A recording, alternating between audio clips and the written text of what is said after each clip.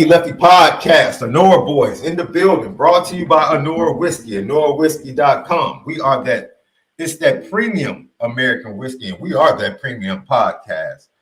And if you're going to drink, make sure you drink responsibly. You got to do it. Let's go. Up in here. Up in here. Up in here. Right about now in the place to be. Yeah, the DJ family. We on fire. Up in here. Up in here. Up in here. Yo, throw your hands in the air. Yeah. Notre Dame with a big win over Navy. That's how you get it done. That's how you do it from now on. From now on, that's how you drive the whip, Riley Leonard. From now on, that's how you drive this offensive whip. Let's get to it. Onora Boy, Lucky Lefty Podcast, MALIK'S, ZAIRE, SHAUN Davis, TikTok, Twitter, X, Instagram, and Lucky Lefty Pod. Follow us. Subscribe on YouTube, Lucky Lefty Network. Hit the thumbs up. We appreciate you, your comments and questions. Audio edibles each and every day. Spotify, Apple Podcasts, Patreon.com/Lucky Lefty Network. Lucky Legends Podcast, players only podcast. They're back at it this week. We're the home of the misguided passion.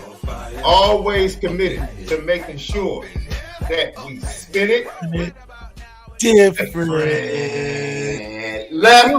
Real quick. Yeah. Let's get it. First of all, a couple things. One, what premium did you get on X Live? Did you do the full year? Did you do the month? Or how'd you do X? Bro, don't ask me questions, bro. I'm sure I did the monthly. I don't know. The second thing is, why is Miami doing D-Wade so wrong with that statue?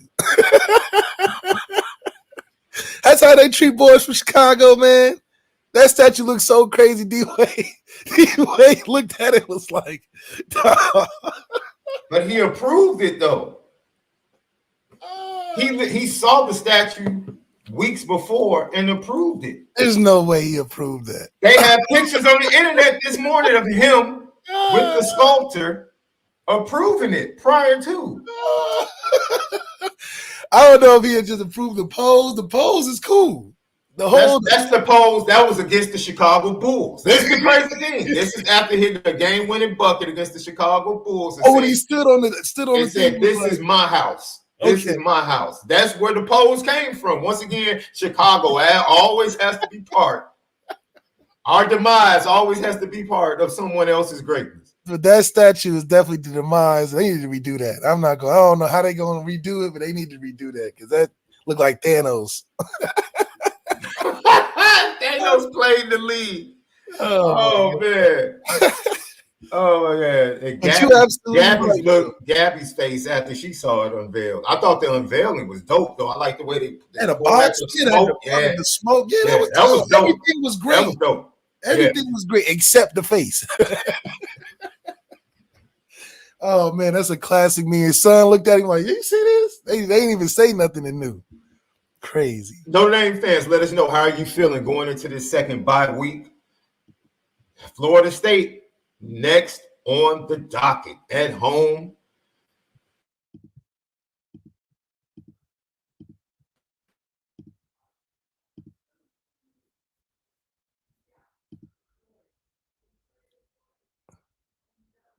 Oh, you got me?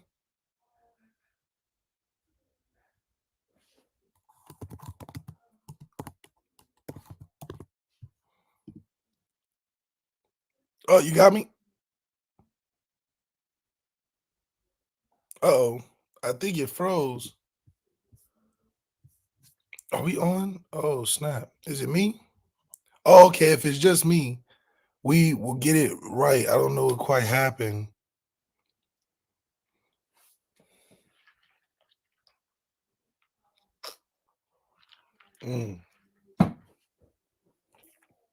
Okay, I'm on. I think Sean's is messed up a little bit. Let me exit and come back in. Producer Malik is shit. I don't have the controls. I don't got the button. Let me get okay, Sean's gonna get back on. But yeah, okay. So yeah, guys, I mean, another 50 burger. First of all, that's what we're supposed to do. I'm so sick of hearing about all these teams that are in the middle of the water. They didn't play nobody, and then they see the big dog. They see the big dog come through, and we do what big dogs do.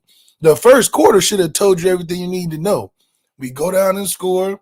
They come out and fumble. Then they come and we go down and score again. They come back and fumble again. That's just what you want to see from that intimidation factor. And this is at their place.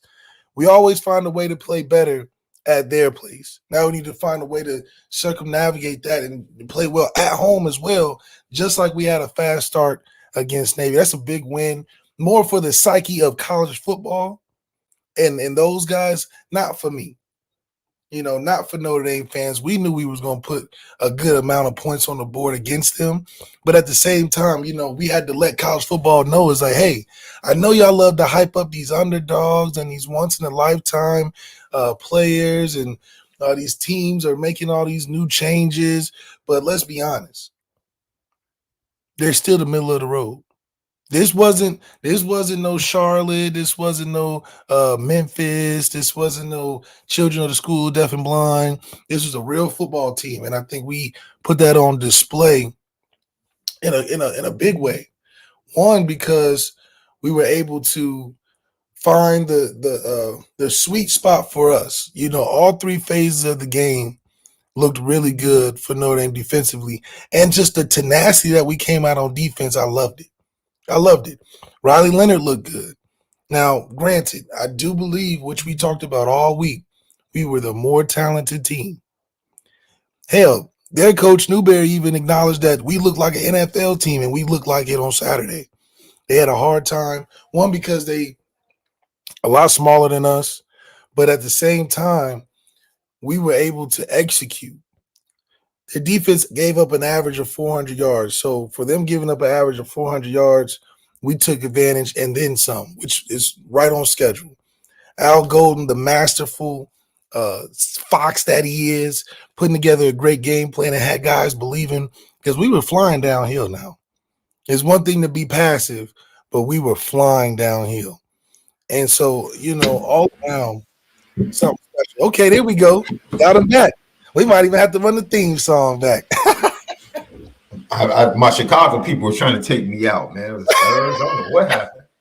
I'm like, yo, they're mad at me today, bro. Oh man, look, I don't do the excuses, bro. Stop begging for holding calls and all that stuff. But go back. Malik's post now, Bree. Go ahead, love. Bree, I'm sure you were breaking it down the way it needs to be broken down. Go ahead, man. Man, okay. Let me check the numbers. I said the three things we needed to do was we need to be able to win on third down, defensively. Yes. Offensively. You said fourth downs as well. You said fourth. Yeah, third and fourth down, we had to be the bigger man, and I believe we were. And then special teams. Our special teams came up. Well, the whole three phases became a factor. I think once the roof started to cave in, everything was going our way. And like I was talking to them about the first couple drives. I mean, hell, we go down, score. They come back, fumble. We go down, score again. They come back again and fumble. We didn't convert. They score, but then we start pouring it on after that. It was a masterful job. All phases, all guys, all things included. A great win against a team, once again, that we didn't believe would be a major player on the schedule. But all of college football bought into the juice. They bought into the juice.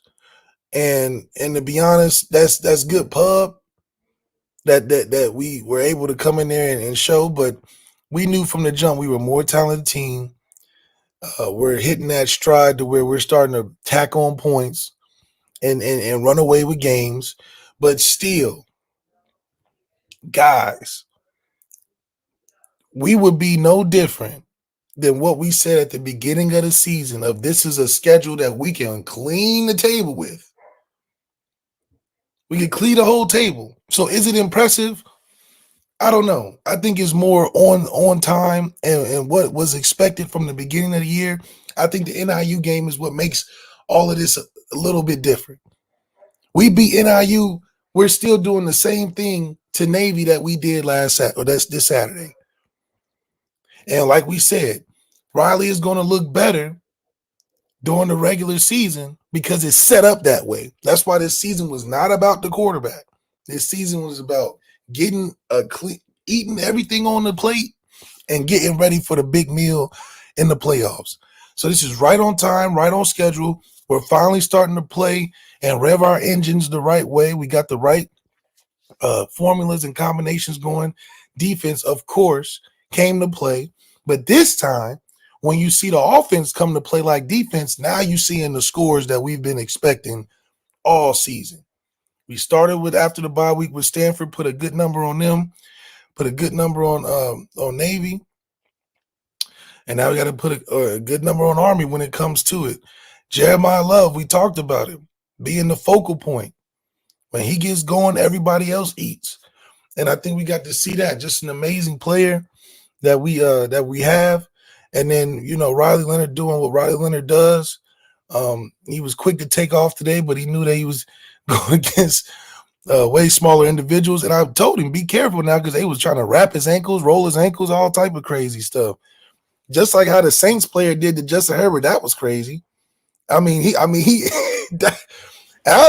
even know Justin Herbert was on the hit list. I'm all for the offensive lineman wrecking him too. He wrecked him and started choking him out like – bunch of petty stuff happened this week for sure. But let me tell you something. That old ball coach down there, College Station is a tough environment to play in, isn't it?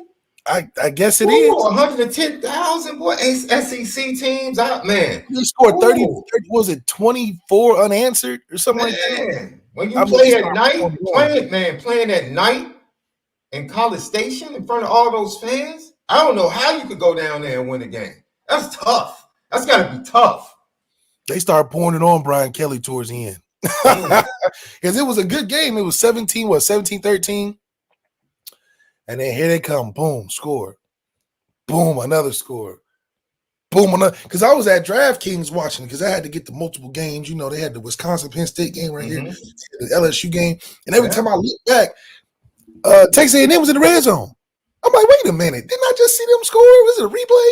Yeah, because you had a coach that said we weren't prepared for the other quarterback. You mean the other quarterback that's played in multiple games? You didn't see what he did against Florida when he was cutting their ass up? You didn't see that? No. Notre Dame fans, you're used to your team being ill-prepared, right? Under that dude. So what Coach Elko say? He said this ain't a team built by a politician. Ooh, I thought he was talking to fast-talking politician. That's what he said. I don't know who was pettier, him or Mario Cristobal this week. I didn't get what Cristobal said. Oh, Mario Cristobal. I got both videos. We'll get to that in the CFB weekend. I got Elko and Cristobal. They both are super petty. Oh, super petty. I don't know if Elko was talking to Jimbo or talking to Brian. Maybe talking to both. Everybody was inclusive. It was all inclusive. Everybody. Oh, shout out to the Notre Dame fans that trolled the Tiger Bait podcast. Notre Dame fans jumped into that LSU podcast and they were letting the host and LSU fans have it. Yeah, we told you. We told you it was coming. We told you. We can't have Garrett throwing the ball 50 times. And why did you do it? Why did you do it? It's amazing. He ain't Jaden Daniels, I'll tell you that. It's another quarterback that ain't Jaden, but I'll let that slide. The Chicago people don't want me to talk about that today. Lucky Lefty podcast. So you went over your 3 keys. Now here's your post-snap read of what the offense will. Mike Denbrock, man, people doubt Mike Denbrock. We tried to encourage people even when this offense was struggling. What's up, Double R? Double R was actually in the building. He was actually at the game. He was at the game. Okay. Yeah, we tried to tell people, bro. This is why we don't do narratives. I don't know about here. We don't do narratives, right? We try not to. So it's easy to, just throw Mike Denbrock under the bus when things weren't going well. It's easy to throw Marcus Freeman under the bus when things weren't going well.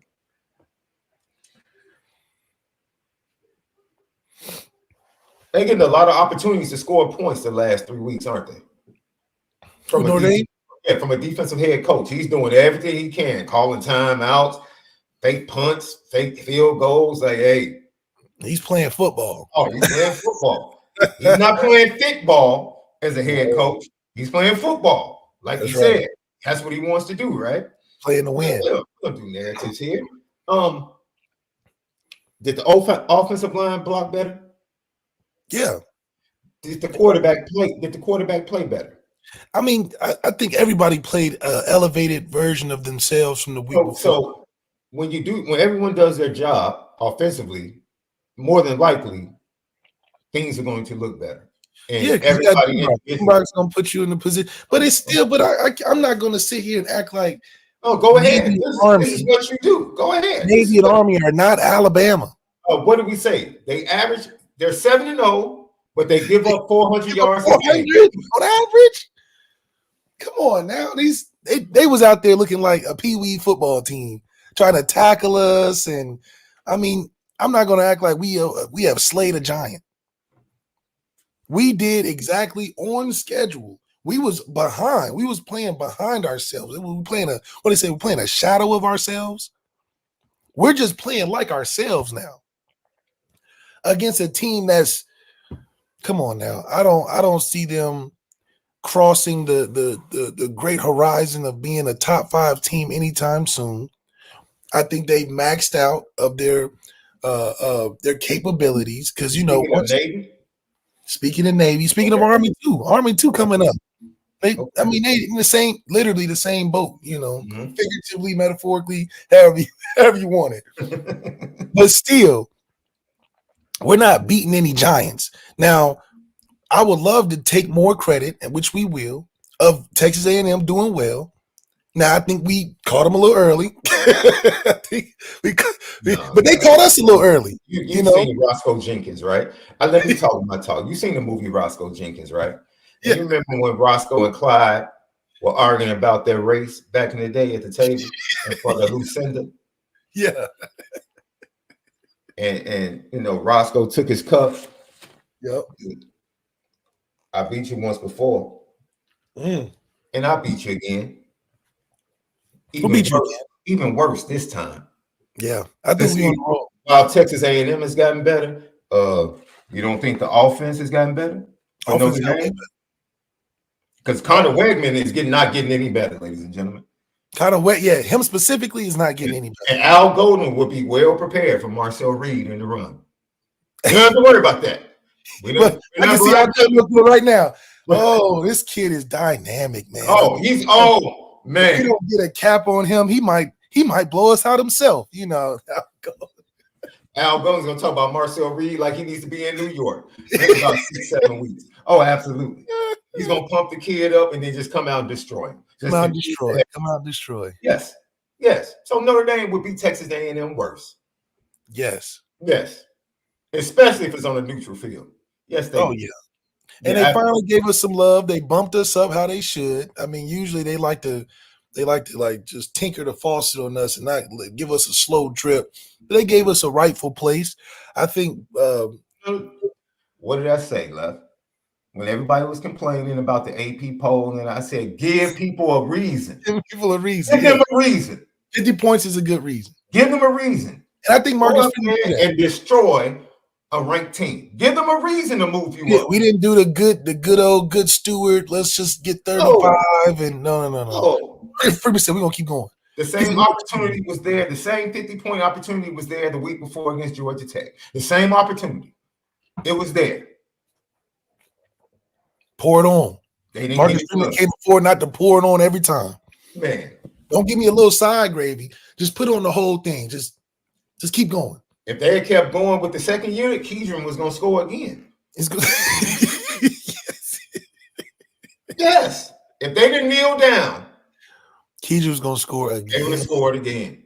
That's right. Navy was broken. Absolutely. You know how tough it is to break Navy? No, we broke them. I think they was a little more scared than I've seen before. Fumbling and stumbling and bumbling, especially that first half. I was like, oh, they're not ready to play. You know why? Because they giving us the ball left and right. You know why, Left? I'll never forget this story. My boy that I went to high school with, I remember he came back and he was like, Sean, he played for Eastern Illinois. So he ended up getting into camp with the Baltimore Ravens. And he was like, Sean, I'll never forget my first NFL kickoff. He was like, that's when I knew, like, yo, this is different.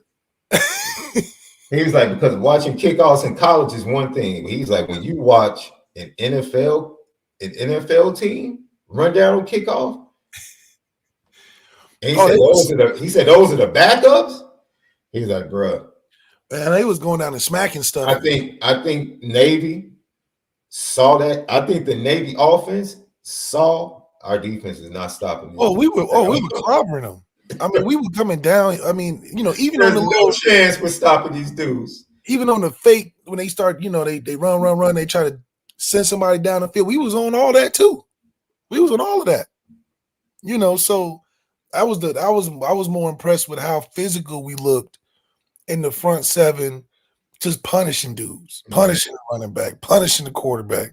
Now, once again, this is a team that, regardless of their record, regardless of what they've accomplished, we were going to put 50 on them regardless. I think the difference was our offense going to come up and be and show and be the team that we know we can be, because we know the defense is going to be there. Man. So when you see the offense play up to the level of where the defense plays to every week, of course, in this schedule, did you see Florida State yesterday? Did you see these other teams we got? This ain't the first or the last time you're gonna see 50 on the board, especially with the teams we have left. Because oh my goodness, yo, this Florida State team is painful to watch, bro. It's painful. Like they're actually like somebody stole their athletes and replaced them with scabs. Oh my God. I mean, it's really that bad. It's no way you have that different of a team from the year before. Is that what an example of a transfer team looks like? That you can be absolutely garbage the year after? Did the quarterback that make that much of a difference, bro? Yes, because their defense was better and they still was trash when they lost Jordan Travis. They was still trash. Because you saw the same 11 last year that played against Louisville played yesterday and didn't look no better. And I think, them Florida teams, they going to give up. When they know they bad, you might as well start re-recruiting. They going to be like, man, I'm not playing, so they have more of an attitude adjustment once they start losing than it is anything football. And the head coach knows it. Because that's the one thing that you can't overcome. Once you know you a bad team in Florida, ain't nothing the head coach can do. I bet you they got guys not going to practice, guys not practicing hard, talking crazy to the coaches. That's why Mike Norvell he looks shocked. He looked like a shell shock fighter. He's just in there looking like, oh my goodness, what is happening? And then you play in Miami. Miami don't make it no better. They gonna do their little celebration. They doing like this all day, and Cam Ward and all them boys, they doing. So you gotta be a different beast to be a head coach of a Florida team when they're not good. It's easy when it's good. But that's why I never understood the hire. I'm like, you got Mike Norvell from Arizona State going to Florida? He ain't going to be able to manage them boys. He got lucky because they was good. But then after that, oh, good job for saying that, Brandon. Oh, yeah, Duke. Yeah, Duke looking good. Duke looking real good. But, I digress on that. Shout out to great coaching down there. They obviously turned that program around because something was going wrong over there. But for us, we right on where we need to be. Now, once again, this is a schedule which we should have been undefeated. I think the only reason why we're even allowing college football to disrespect us that much is because we let ourselves lose to a team that we shouldn't have lost to. Has anybody heard from Thomas Hammock since then? Has he been on any podcast? Has he been on Good Morning America since? I mean, oh my gosh, like you talking about quiet as a mouse. Quiet as a mouse. I don't see him giving no advice to nobody. I don't see nobody calling him. He ain't calling nobody. Like, what's going on? See, they won the Super Bowl in week 2. They didn't care about the rest of this. So, so it just goes to show that when you beat Notre Dame, you gonna get an Oscar, a Grammy, a record deal. You gonna get all type of stuff. So keeping it up, I guess they don't have to do much of that. Thomas Hammy's probably laying back in his office like, I don't care. He probably like, I don't care. I done already won. So that $3 million gonna run out by the end of the season, though. So they're gonna have to figure out how they can get another win like that, because that money gonna go fast. He probably bought himself a hot tub, put in the office and everything.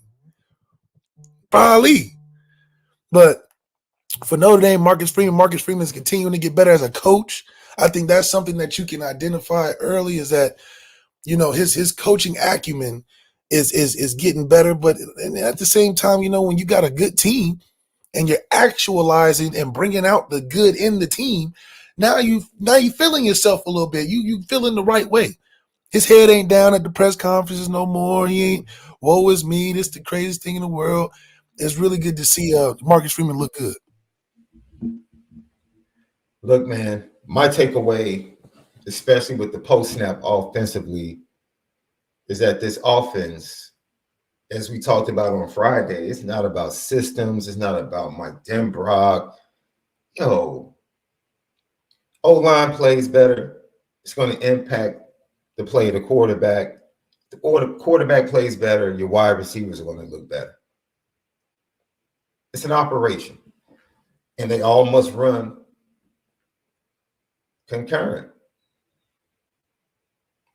And if they do that, this offense can be a 35 to 40 point offense, and definitely a 28 to 35 point offense against good teams. That's when it's going to matter most, not against this regular season schedule. I love the operation, because the operation is going to yield great fruit when you get resistance or greater resistance against good teams. So I love seeing the operation being cleaner, being more efficient, being more consistent, being more effective. Billy Schrauth meant everything on Saturday. You don't think Billy Schrauth and his presence at left guard helped out Anthony Knapp? It absolutely made Anthony Knapp more comfortable, right? And fair conversation that took place on the IB post-game show, should Billy Schrauth have been the starting left guard game 1 to make sure that Anthony Knapp was good to go and had help. That's fair. And I just don't put that on Joe Rudolph and Mike Denbrock. Once again, we talked about it, something that Marcus Freeman should have been very much part of from a conversation standpoint. If I'm a defensive coordinator or defensive head coach, and I see two freshmen starting on the left side, you darn right, I'm questioning my O-line coach whether or not that's the right decision. I'm the head coach, and I'm saying defensively, this is how I'm going to target those two young men week after week. Stunts, schemes, late blitzes. This is how I'm going to target them. And ladies and gentlemen, that's what was successful against those young men. So as a coaching staff, ask yourself, are we being fair to them? It's not about whether or not they're talented, not about whether or not they're going to be good football players. Are we putting them in the best position? Can we make things easier for Anthony Knapp moving Billy Schrauth over? Because at the beginning of camp, and, you lose Charles Jagasaw early in camp, I totally understand putting Billy Schrauth next to Emil Wagner to start the fall, because that helps your first-time starter at right tackle, and you're more sure of Charles Jagasaw at the left tackle. So I totally understand making the move to put Billy Schrauth next to the most unknown quantity at the tackle position. You have more faith in Charles Jagasaw. But when Charles Jagasaw goes down, and now you have interest in starting a true freshman at left tackle, the move to get Billy Schrauth to left guard should have been paramount. And this is hindsight, but that really should have been paramount. It should have been. And then if you want to have Pendleton battle it out at right guard, then that's fine. But I much rather would have had Billy Schrauth protecting my true left tackle at the guard position, because then I know the games and stunts from an interior standpoint are going to be taken care of. They're going to be taken care of. But like I said, that's, this is why we're fair in conversation, Left. That's a conversation that should have been had. And the fact that it took so long to recognize what the issues were. And of course, the injury. If Schrauth doesn't get injured, maybe they do move him over to left guard at some point. Maybe they don't, right? Mm-hmm. But I think Ashton Craig and Billy Schrauth going down, even though you have veteran replacements for them, definitely impacted even greater Pendleton. Like Pendleton's play after Purdue, when Craig and Schrauth went down, you can definitely bookmark his play starting to go down a little bit after that Purdue game because of those two injuries. Yeah, because he didn't have Ashton Craig to his right. I agree with that. Yeah, I agree. And Rocco, look, Coogan and Rocco have played solid. They've been solid. I'm not about to sit here and oversell. They've been solid, right? But we knew that it was a step down from Schrauth and Craig. We knew it's just what it is, and that's okay.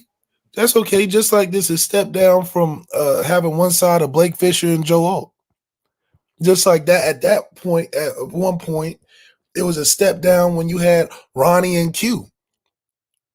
So it's a step down in the beginning, but they end up being big time. You go from Ronnie and Q on the left side to Blake Fisher and Joe Alt, and everybody complaining. And then Blake Fisher and Joe Alt go to the league. Now you're saying, it's a step down with Charles Jackensaw and the left guard. So Notre Dame, let's get back into the bigger frame and the bigger perspective that is only looking like that because the guys before them are just that good too. How many other colleges can say, Left, it's some bad offensive line play in college football this year. Yes. Ooh, double R. Matter of fact, double R. Miami's offensive line suspect. What's the draft prospects off? Is this a down year offensive line wise in the draft? That's what I want to know. Because it seems like every time I watch a game, I haven't seen a dominant offensive line yet in college football. Miami's offensive line is trash. I watched Ohio State against Nebraska. I'm like, oof. Oh my gosh, their offensive line. Maybe Oregon. Oh, he said it's terrible. Yeah, I do. Indiana's offensive line is solid. They haven't played anybody, bro. They haven't played. Come on, stop, Left. I'm not about to do this, Indiana. I'm not about to do this. Notre Dame would be favored by at least 10 points against. Oh, okay, but that's us. But Indiana's offensive line has been playing good enough. Yeah. So, hell, once I saw Texas O-line, look how they did versus Georgia. I'm like, there's not too many good offensive lines out there. Yeah. I'm drawing a blank. What's the head coach in Nebraska? Matt Rule. Matt Rule. I hope you walked into that locker room and apologized to those young men because they played their tails off. They did play their tails off. There's no way you get down inside the 5 and just ram the ball up the middle against Ohio State's defense. And don't put the ball in Dylan Rayola's hands not once. Not once. You're an idiot. You blew that game for your team. You're an idiot. That's almost as bad as the offensive coordinator in Chicago. They're just as worse. Worse, maybe even worse. Nebraska physically won that game. Oh, Nebraska's D-line. We talked about them when they played Colorado. They're so big. You know who they didn't dominate though? What happened? Wait. What happened to them boys when they went out to Oregon? I told you that was going to happen. You tried to talk me out of it. Not that quick, though. No. I told you from the jump. I was like, no.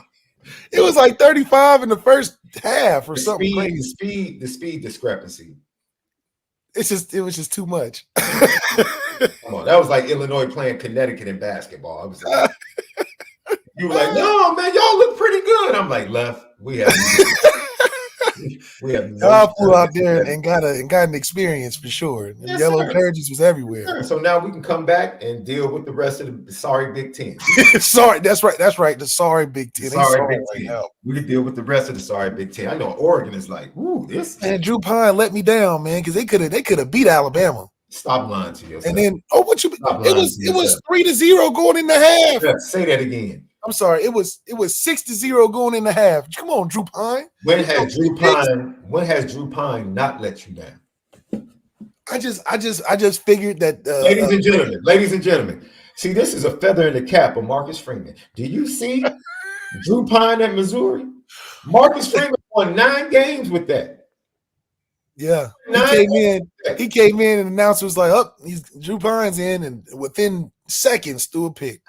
Seconds.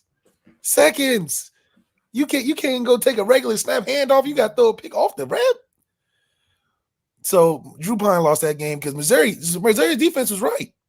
Their defense was right up into the end. So they let me down because that was going to be the game. Now I gotta watch Alabama lose a bowl game to get my 5th loss. That's what I gotta wait for. Oh, that bowl game doesn't count. I don't want to hear that. Oh, wait a minute. No, now see how he's trying to change the bet.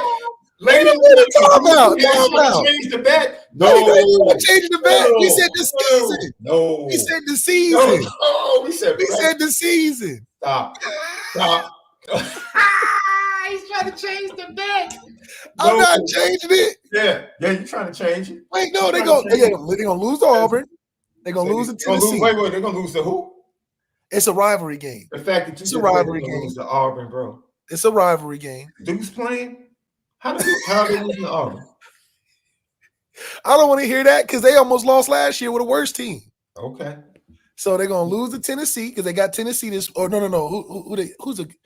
We already had it mapped out. Who is the game they got to lose to? Because they're gonna lose them next 2. Left. And then I gotta wait on them to lose a bowl game. Then I'll get my 5.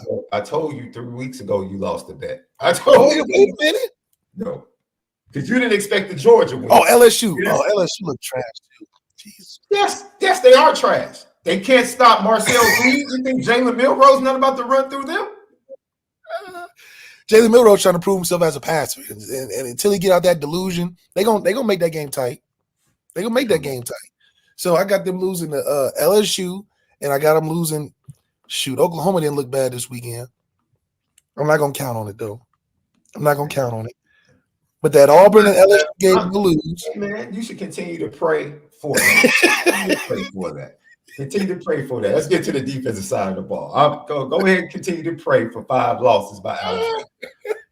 Just send my money. That's all I'm saying. The bowl game's that 5th, but I'm telling you. Sell it right over, dude. It's all good. Lucky Lefty podcast. So defensively, not the best game. I think for me, I think Al Golden continues to show his genius defensively. Yeah. I think Al Golden forced Navy to do things that they didn't want to do. And kudos to the offense. We said, you want to help your defense out with all the injuries?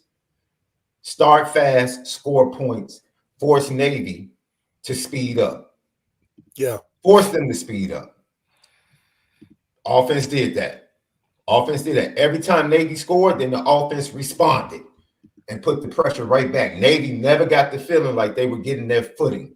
They were constantly chasing in this game. They haven't chased all year. Once we went up, I knew it was going to be a problem. Yes, offense, help your defense out. We knew that Navy all the time. Navy's going to gas you, man.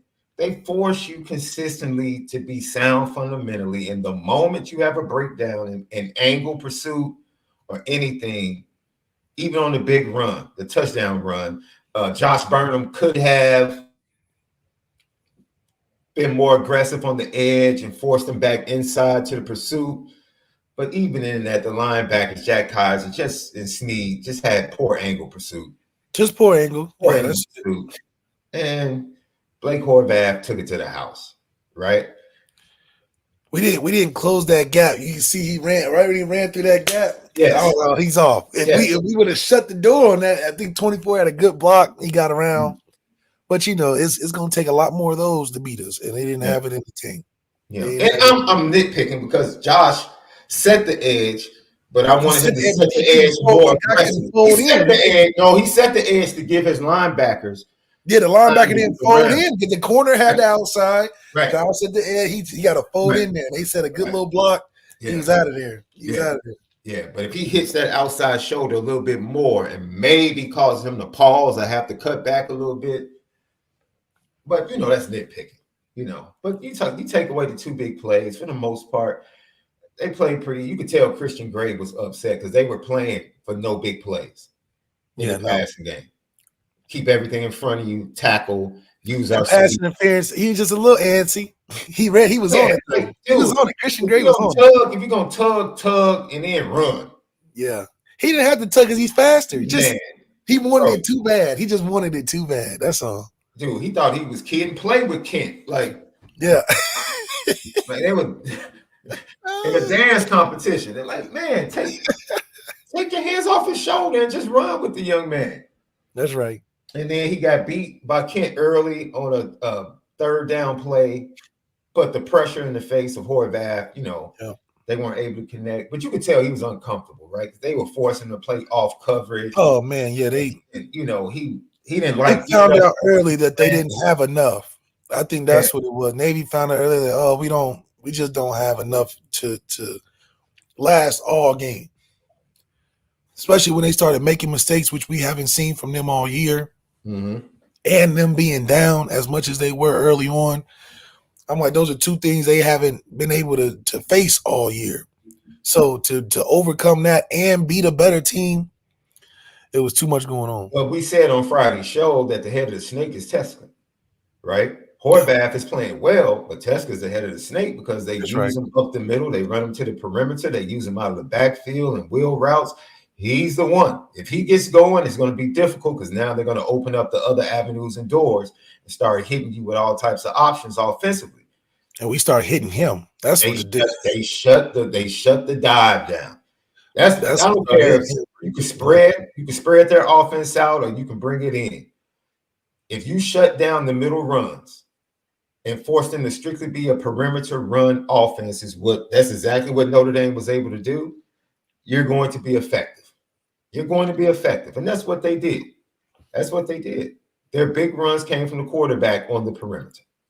Yeah.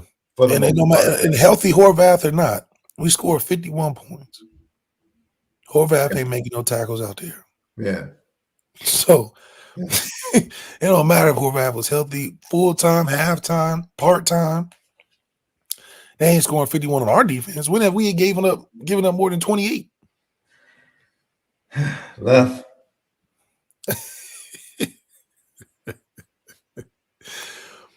I think we're putting ourselves in a good position like we should have been to be in the playoff spot. All of college football around us, I think they have more challenges than we do to get ready for this playoff season.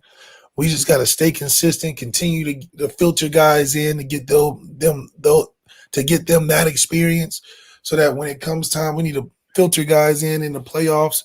We can have guys ready and available because the depth is what's going to win these playoffs, in my opinion. Yeah, because everybody's starting to become injured. Like we said, the offensive line play across the landscape is very average, below average. Yeah. Very average. Below average, yeah.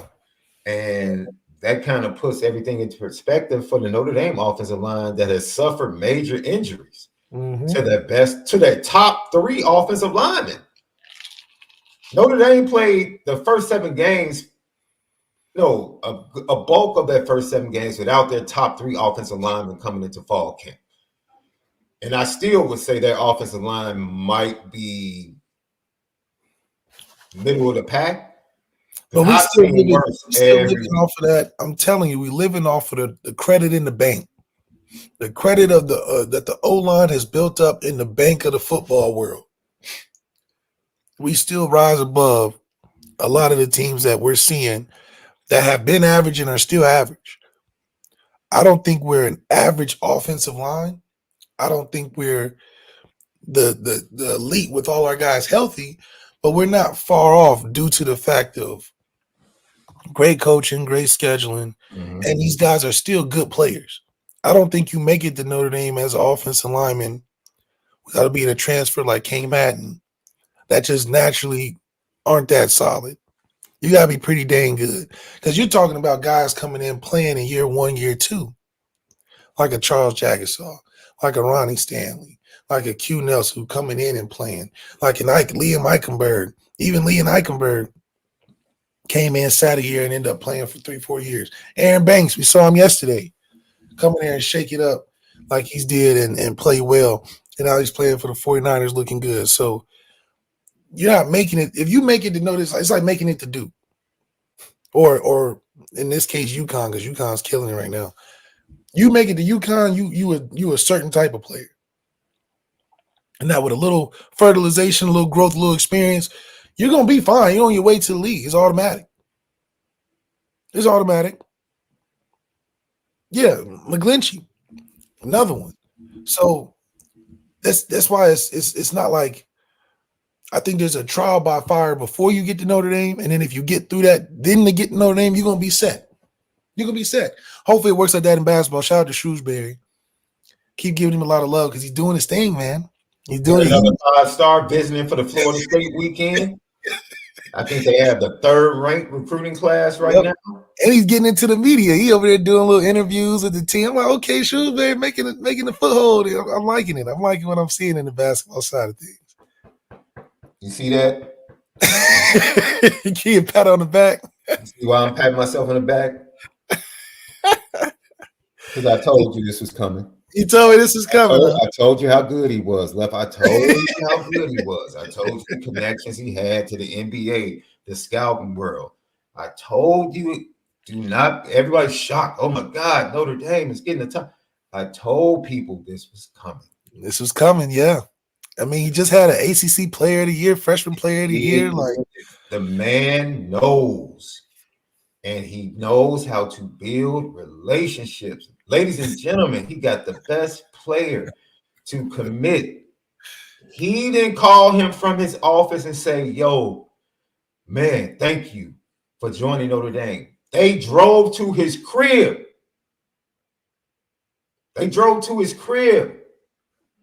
Right after he committed to Notre Dame.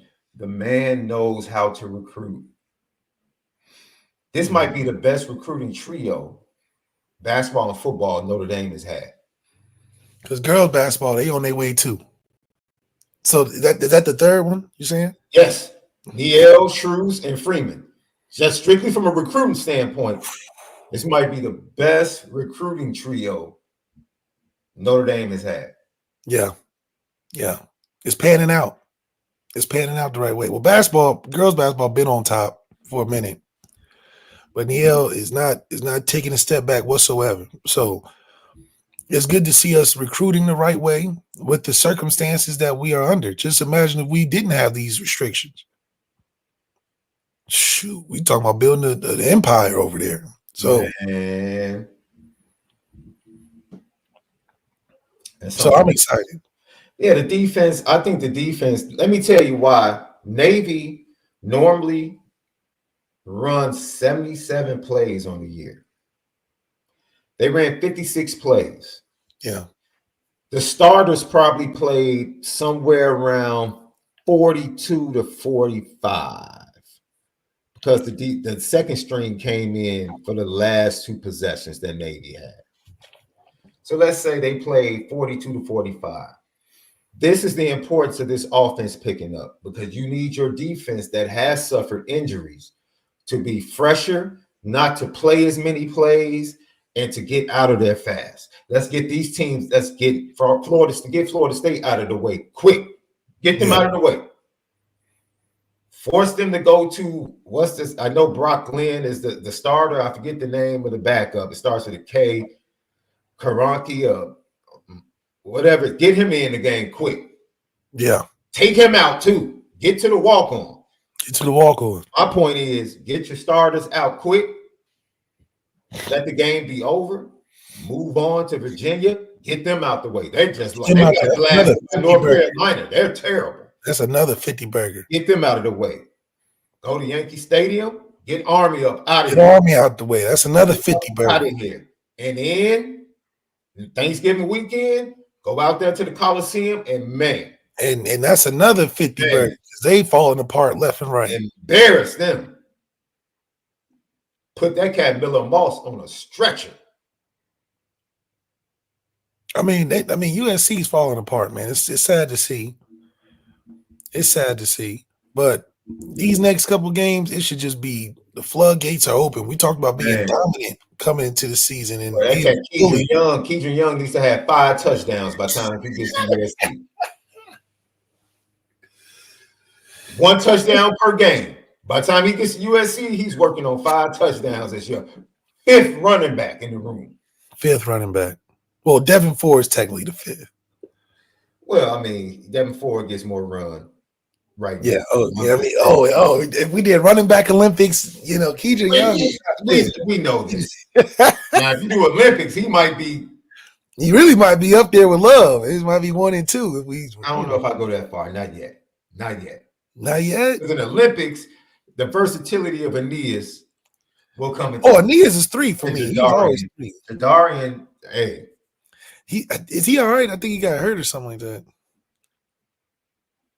There was no mention, and we won't find out. They have a bye this week, so there's no press conference. Marcus Freeman will probably find out. Did he get hurt? I don't think I saw him get hurt Saturday. He got banged up or something. Something happened. Yeah, I mean, if that's the case, go ahead and rest, young man. We got plenty in the clip. Ladies and gentlemen, last but not least, you done with the defense? Yeah. Because hey, you see him at the C left? That's the move right there. That's the move. I'm telling you. You talk about branding, or you talk about knowing how to brand yourself? Easy brand. You lucky we don't play on Valentine's Day. You lucky season's gonna be over by then. Because boy, I tell you what. I can see the Heisman pitch already. I'm telling you, it's gonna be infectious. Now, just imagine if we give him 95 touches. We ain't gonna talk about that. See, here you go. You're about to start. You're trying to water down what Ashton Genty is doing. You started. No, he's playing great, but there's no but. There's no but. Just say the young man is playing great. Just give him credit. He is. Without the that stage is different. Why you always got to throw in a BBL, dude? You always got to throw in a butt. It's not the BBL. It's the highest level of achievement. It's the stage at Notre Dame right now. That's the highest level of achievement. Well, Colorado got the attention, but we still the highest stage. So his performance on the road against Oregon, that's you just throwing that out the window? They lost. I said his performance. No, I'm saying Ashton Gentry's playing great. Absolutely. Okay, that's it. That's the period right there. Now you can start your thought on Jeremiah Love. Oh, they say don't say but, you gotta say and also. And also, ladies and gentlemen, we're talking about next year. We're not talking about hype. I can see the Heisman pitch next year. Yeah, next year. Cats are too. Come on, man. Stay with us. He doesn't have enough touches. We're talking about when he does get enough. He don't have enough touches. Yeah, he definitely don't have enough touches. But it's good to see. It's good to see the talent being actualized. Guys are getting the reps. Dean McCullough doing a great job of rotating these backs and getting that room succinct on the same mission. It's not just like, we're trying to wear one guy down and have everybody on ice. I think it worked out because Jabron isn't, with us. But, even having him in there, I think it would still be copacetic amongst the guys. And, that being a powerhouse unit for our offense, I think it just calms Riley a lot, because Riley can turn and hand the ball left and right and feel confident that they can get the same amount of yards he can. And, and they can work well together and, that whole thing. Because I do think that if we didn't have a strong running back room, Riley would naturally put more on his plate to do more running the football, and it just wouldn't work out as well as it is now. So shout out to Dina McCullough and that unit finding his touches within the offense and what Denbrock wants to do, because I'm sure Denbrock probably wants to throw a lot more than he does, so Denbrock being able to do what the offense is allowing him and guys playing off of that, it's really a good opportunity to see us flourish and that we're getting better. Mm-hmm. I think if we were like this before the bye week and then we started falling off and playing like the first 5 games, the last 5 games. First 5 games we started slow, but now we're kicking it up. Similar to last year, we started kicking it up and started whooping tail towards the end of the year. But for us, this second season is coming more and more apparent for us. So that depth has to become more and more experienced as well. Yeah. Special teams, Navy was just awful, bro. Yeah, I mean, James Rendell, once again, he flipped the field on one punt, put them inside the 20 on the other punt, averaged 45 yards per punt. And it's two attempts. We just need that consistently, man. Because he has the leg. The leg is not the issue. And that was a heavy win at MetLife as well that he kicked into a couple of times. So I love that. Kickoff coverage, bro. First of all, it's the first time I've seen offsides on kickoffs by both teams in a game. I've never seen that. I've never seen both teams get flagged. And I've never seen a team get flagged for delay a game on kickoff ever in my life. That was 2 of the weirdest things I saw. Someone said they're worried about the kicking game. Yeah, when Miss Jeter gets back, I'm sure the kicking game will be much better, right? At this point, it doesn't matter. You should be putting up 7s against these teams that remain on the schedule. I care less about the place kicker. Yeah. I care less. We definitely need to be playing at a higher level because it's allowed. We got enough. We got enough talent to do it. The teams on the schedule are just withering away as we watch week to week. I mean, they're like they can't wait for the season to be over in some of these teams' cases. Man, look, I promise you, the coaching staff took a deep sigh of relief because Navy is one of those games you like, man, we just want to get out of here. And man, once they got up, they were like, dude, we just want to get out of here healthy. That's it. Yeah, oh no, that's all they look forward to. Like, we just want to get out of here healthy. It's going to be the same thing with Army. Like, all right, let's play hard, smack them in the face early, do our jobs, get out of here early. Let's get to the next game. Because those are 2 games that you just, man, as soon as they start out, they got 2 personal fouls on chop blocks? Like, it's outlawed. And you still doing it? They were trying to look for anything they could to get there. Like, man is engaged. You just going to go right for his knee, huh? Yeah. That's a team that needs – that's what I was telling you about Riley and about the offensive guys. This is not the game to be fighting for extra yards. Don't do that. Because that's where they're going to start, trying to tag you off and all type of what they call it. It's like borderline tackles, Yeah. A bunch of, is it dirty? I mean, I guess it's hard football, but I don't know, man. Y'all acting real different out there. So, I am happy with the fact that for us, we're put in a position to rotate a lot of guys, get better at coaching situations, and then be consistent. It's the 3rd week we've gotten over 40 points, and it continues to climb, and it shouldn't slow down either. Man. All these teams are going to give us what we want. Yeah. Go in there and dominate and start early. Starting early was a big thing that we had a hard time doing. We started early this week, and it became so good to where they quit on us early. They was like, man, by half, they said, do we got to come out? Oh, we got to come out and do the second half too? Damn. It was over with. So hopefully, you get to see still there needs to be improvement in the pass game, in my opinion.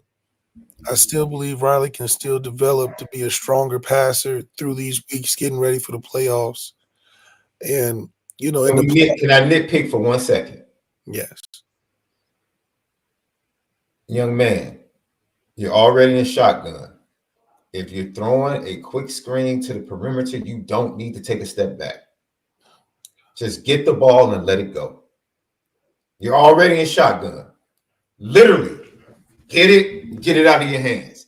He's not a natural. You're getting the ball out a second and a half late or a second late, and it's allowing the defenders to disrupt the screen. He's a good athlete, not a great technician.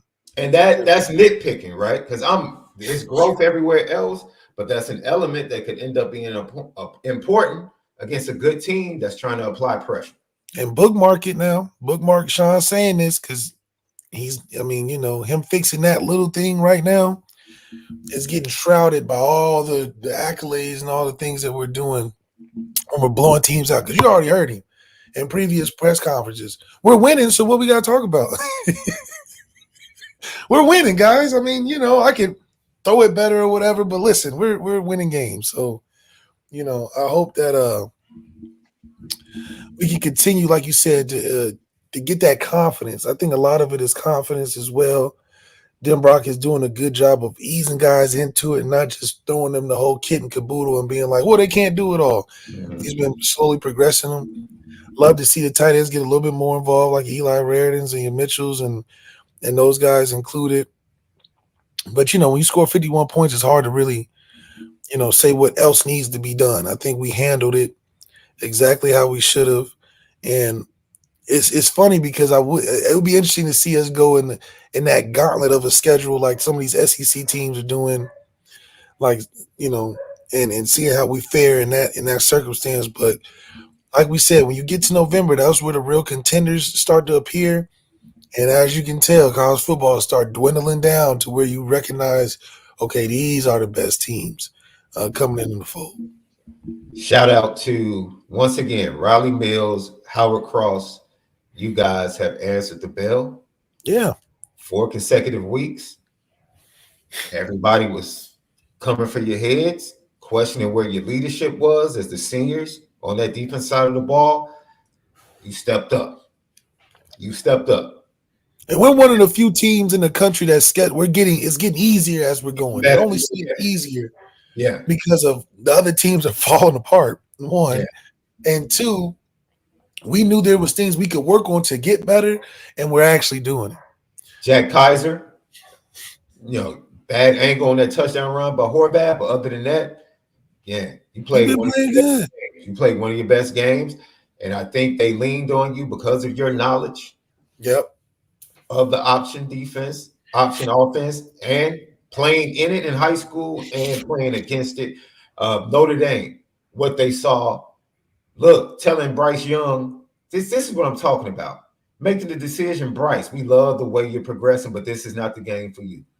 We're not about to put you out there to get hurt. We're not about to put you out there to develop. Because you're young and you don't quite know all the nuances. Yes. We ain't know. You're not a 60-play count. Yes. It's not your game for that. And neither is Army. Let your junior, red shirt, sophomore year, all them. That's when you really you can be out there all day. Yes. But you're gonna run yourself into some situations that you just haven't seen, especially how they play. You gotta watch a little bit, get your feet wet, and then you can get into it deeper with like Riley Mills and Howard Cross. They know what's going on. Yeah. They know what they gotta look for, how to respond to it, how to move in those type of, because these are niche games. That's why I don't want to give credit to these academies like that. The genius of Al Golden to say, I'm going to take probably my second best player on defense all year.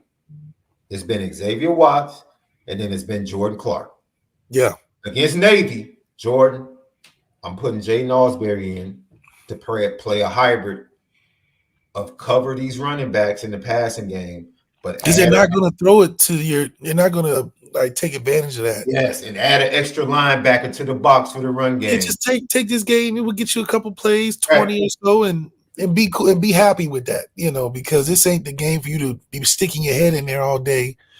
It's not fit. It's a niche. It's a niche game. Yes. This is niche. This is specialized. Certain things have to go a certain way, and you have to position yourself the right way. But we believe in your talent. It's not nothing to do with we don't think you can't do it. But when it comes to these two games, let's just navigate and then move on. Be done with it, throw it in the back of the mind, and keep going. Now, Virginia, we're going to need you. Virginia, you got to play 60-something snap. Not need you, but we want you to be in. He'll play 35 to 40. That game will be over quick. No, we can't fall asleep either. And you know, you'll see a lot of Luke Talmadge, Ben Minich. Yeah. You'll see a lot of those. But at the same time, you don't want to be like Ohio State where they played Oregon and all they D-line only played half the game. And then they end up going to Oregon, they have to play the full game and ran out of gas, you know. So the rotations and stuff are great, but let's still keep them calloused up because you don't want to lose any steam because you don't know who we might play in that first couple games in the playoffs. We might play the way they always keep putting us with Georgia and Ohio State in the same bracket. What's up with that? What? Let's do our own bracket and unveil it tomorrow. Okay, yeah, absolutely. Do our own bracket of the top 12 teams. And like I said, Notre Dame right now, 8th and 9th, coaches poll, AP poll. Like I said, stop complaining about them not moving. Notre Dame hasn't given anyone a reason to move them in the polls. No. They finally gave people a reason. Do we still, if at our best, let's say we max out, score 50 points rest of the season, are we still only at 5 though? Yes. I'm still trying to. They can go as a 5. The highest they can go. Okay, so highest we go is a 5. Okay, all right. Because I was thinking, like, what if we were the number 1 team in the country? Do we drop to 5? No, they're probably going to end up being an 8-9 seed. Even if we finish the polls top 5, because I think with everybody still having things they can lose. Seed. They're going to be an 8-9 seed. See, that's interesting. I'm sure they'll get sick of that. Let me tell you why. You have to, you know, the 4 conference champions are the top 4 seeds. Yeah, I think we'll get sick of that. But then there's going to be a reason to give a nod to the teams that made the conference championship and lost. Right, because they're all 1 game lost. They're all 1 game apart anyway. Right. So now they might be the ones that push Notre Dame back to an 8 or a 9 seed. If Notre Dame finishes strong, it might be a rematch versus Texas A&M first game. Notre Dame finishes strong, they should get that home game. They should be a 7-8 seed. They should get that home game. And being that 7-8 seed, I feel really comfortable about, because then in the second round, you get to face either Oregon or you get to face who we're playing one of them top teams early. Yeah, right? Because Oregon and Ohio State or Oregon and Penn State are probably playing each other in the Big Ten championship. Yeah. Right? Because Penn State we'll play the loser of that game. Penn State, Ohio State play coming up. Right? Yeah. So Ohio State has a clear path to get back to Oregon if they handle it. Easily. They just got to finish the season. Well, they got to play Michigan. And even though Michigan ain't worth a damn, they did get a good win versus Michigan State. But Brian Day, what are we expecting out of him? So, it is what it is. Ladies and gentlemen, more than likely, Notre Dame's going to play a dude. We're going to play a dude second round. Second round is automatic dude. Hell, first round might be automatic. It's going to be Oregon, Texas. It's going to be somebody. It's going to be one of them teams that people. No one scares me. And absolutely no one scares me right now. Except Georgia's defense. That scares me. Well, if the offensive line can improve, because all they have to do is give a fighting chance. Yeah. Carson Beck is going to throw at least 2 BLTs. Oh, for sure. Against our corners. He's going to throw up a couple of BLTs against our defense. That's right. Yes. And Travis Etienne, no, sir. Not against us. No. So he's running hard, though. You know, I can appreciate that. But the Georgia secondary, if you can just give time. But we don't have the hired gun to take advantage of that either, in my opinion. That's fair. And that's why I'm like, that's gonna be that stalemate where defense gonna have to do a little bit more. They're gonna have to get a couple of Don Schuler fumble recoveries. That's true. David Watts might have to one hand pick something, take it back. You know, But other than that, I'm definitely with you. I'm not watching Ohio State's defense. I want that. That's true. Yeah, watching Oregon's defense, I want that because they're small. That's true. Especially in that back end. That's true. But that's the task, right? I'm telling you, man.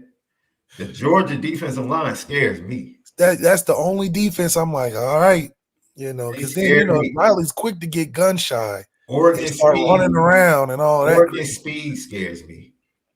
Their speed scares you? I don't think they'll have a wide receiver. You darn right. They have 3 wide receivers that can run. That can run for sure. Notre Dame hasn't seen that. Now, see, that would be Notre Dame secondary has not seen that. I'm not giving, but Dylan Gabriel versus the rush. I'll take it all day. I'll take that. You got to heat him up. I'll take that. Al Golden would definitely give him the Heisman. Yeah. What? I would love to see Miami. Bring us Cam Moore. Come on. Bring that. They let up 48 versus Louisville. Good grief. I want that because they got to take Cal to the wire. So give me Miami. Give me Texas. Give me everybody but Georgia's defense. Hell, give me Tennessee. I want that one too. Al Golden with something ready. You get Al Golden a couple of weeks to prepare for Cam Ward. Give me that. That's what I'm saying. Give me Cam. It will have absolutely zero to do with the defense. It will have. It's not going to be no shootout with Miami. Miami loves shootouts. There ain't going to be no shootout with them. Can Riley Leonard in the offense put up points? That's it. That's the only question going into the whole season. That's it, dude. That's it. There is no team that Notre Dame would not hold under their season average defense. Yeah, because there's not a lot of dominant offenses anyway. Oregon doesn't scare me. I'm telling you, Oregon does not scare me offensively. What? You're bugging. Well, okay, when you say worries you, how many points you think Oregon is getting? Because I'm saying it's under 30. Okay, let's be honest. Compare Ohio State's defense to Notre Dame's defense. Just compare. Ohio State's D-line. Ohio State don't have enough on the defense. I'm talking about the total defense, bro. Don't act like they're total defense. Okay, did you see their best corner get cooked? Mike Bacon out there? Which one? Because they both were getting cooked. Against Oregon, they both were getting cooked. Oh, it was getting cooked. So, I mean, which one? I'm talking about the one going to the draft. Evan Stewart. Oregon has. Evan Stewart's nice. That's what I'm saying. Yeah. Notre Dame doesn't have an Evan Stewart at wide receiver, bro. No, we don't. No. Well, Chris Mitchell's not bad. Now, are you comparing Dylan Gabriel to Riley Leonard in the passing game? Dylan Gabriel hadn't seen that front seven, all those things they got a hand on. I totally agree with you. And I think Dylan Gabriel, you hit him enough. That's true. We saw that at Oklahoma. He's done too. We saw that at Oklahoma. Yeah, so I'm not, he's good when things are good. Yeah. When he can sit back there and run around, and I don't see too many teams having a quarterback that's running around versus outside of Cam Ward being accurate and all that. I think the only quarterback I would worry about in all total game would be a Shadur, Cam possibly. Well, they can't protect Shadur. Not against Notre Dame. Not against them. Well, they haven't been giving up sacks either. No, we talking about Cincinnati, bro. Like Cincinnati has a top defense in their conference. Until they face Colorado. That's to say, it's like they got that Army-Navy thing going on. Yeah, they're great until they play a team, and then there you go. That is the story of this season, right? Everybody looks a certain way until we already seen enough of Cade Klubnik to know he can only do so much. He's playing better, but I think that's going to be an interesting matchup against Miami. I think that game will be way more about Cade Klubnik than it will. I know who Cam Ward is. Oh, they playing it. They're still undefeated though. They still undefeated. I think Pitt plays Clemson. I don't think Pitt plays Miami. I think they play Clemson. So that Clemson Pitt game will be the ACC. Whoever Miami, It might be the semifinal to see who faces Miami, more than likely. And I hope it's Clemson and Miami because that's a great matchup. And that'll probably have if Miami wins, they'll probably be like top 3 seed, and then Clemson will damn near be in our bracket. It feels like, because they'll drop. If they lose, they'll drop to like 6, right, or something like that. Clemson will probably, their 2 losses will have been against Georgia and Miami, bro. I mean, can you really punish them for losing to Georgia and Miami? But the way they'll stack it, because Georgia, they got them floating top 5, right? And they have to finish against who they got to finish against? Let me see. They got Ole Miss, they got Tennessee, and they got Florida. They got some good games they got to finish too. But I think because of Al Golden and what he's been able to do all season, I'm not worried about anybody offensively. Our playoffs, like we said in the beginning of the season, is how valuable can Riley Leonard be in these 2-game, 3-game, 4-game playoff stretches? Can he score some points? He's going out there laying eggs. It's going to be tough because you can only hold opposing offenses so much when they're high-powered offenses. So I'm excited to see that the growth is happening, but it's also against teams that ain't going to be in no playoff situation. Man. None of these teams we're about to play for the rest of the season are in any contention for conference or playoff hopes.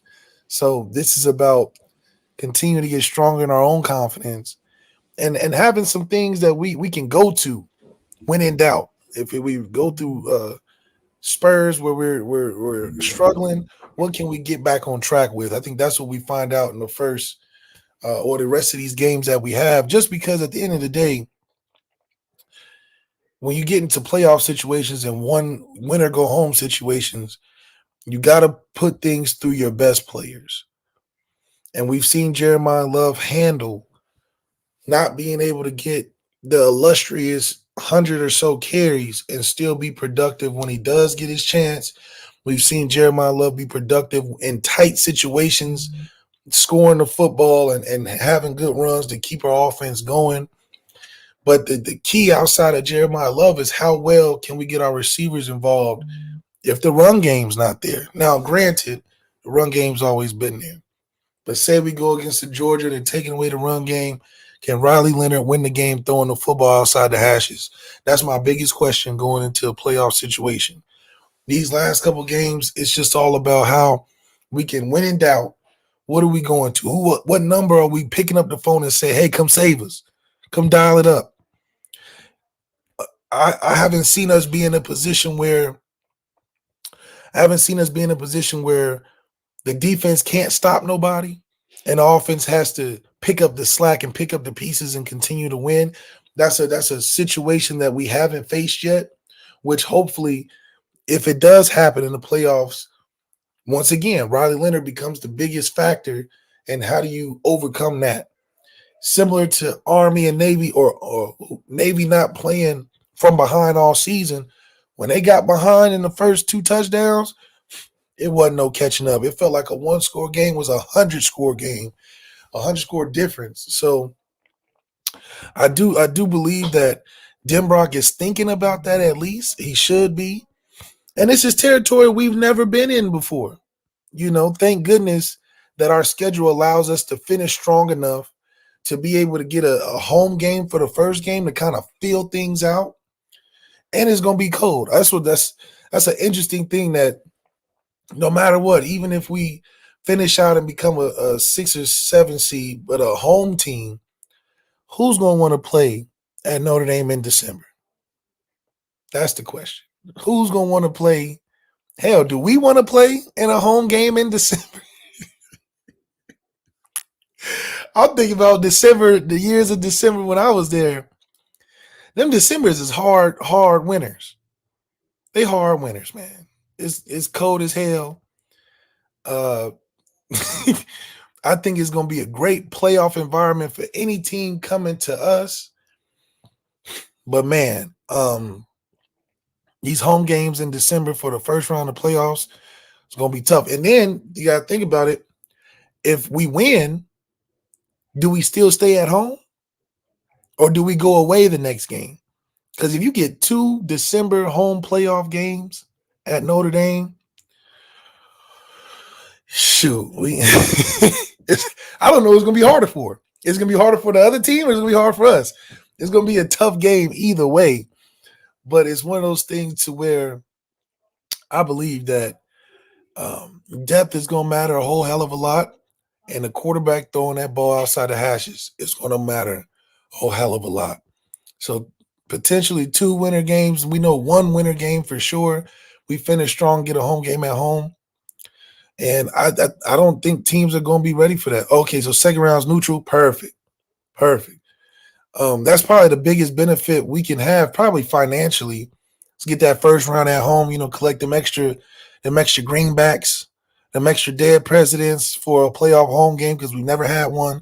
And I'm sure Notre Dame's going to try to pack the stadium and make it something memorable because this is the first time we're doing something like this. And, I'm with you, Cajun Irish, which we've said the value of this transfer is going to matter in these playoffs because if we are forced to pass. Now, I just don't think that there's good enough defenses out there to take away the run, maybe make the run a little bit harder to get the yards that we're used to, but I don't see any team just completely shutting down our run.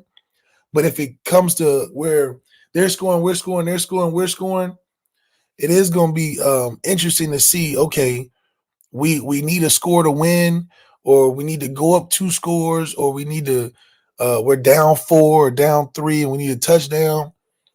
How do we respond? Those are the situations that we haven't been in. And the one we have in NIU, it didn't look great. It was a stalemate to the end and they kicked the field goal on us. So the one time in which we had to score, which I don't think we're the same team that we were back in week 2 or whenever we play NIU, I don't think that we'll be in that position again where we can't find a score to go up or to widen the gap or to go to win. But we also haven't been in that situation since week 2. Yeah. So situational football, Marcus Freeman has in year 3, that's where we want to see his coaching acumen get better. But I don't think we'll see a situation like that until the playoffs. So that's the only thing that really worries me is if the game gets close, how do we respond offensively? Defense, no matter who we play going into these playoffs and beyond, they're going to keep us in the game. They're going to keep us within reach, damn near give us enough to have a cushion, good enough to win the game or finish the game off or run the clock out or whatever the case is. So that's the special part about this team going into the playoffs.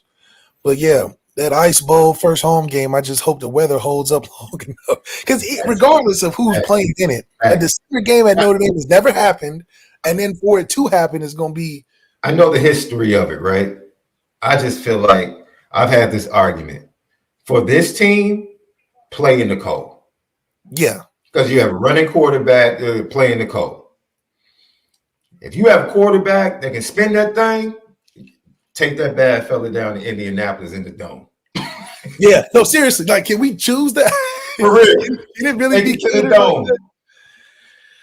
Because, man, that does worry me a little bit. Not so much this year because, if it's too cold, we know that Riley going to do what he does. He going to run that ball. He ain't even thinking about throwing it. But a CJ Carr in December, sheesh. We're getting ready to talk about Marcus Freeman, but before we go to Marcus Freeman and hear from him post-game, I'd just like to say that the battle of Vincennes was considerably one-sided this year.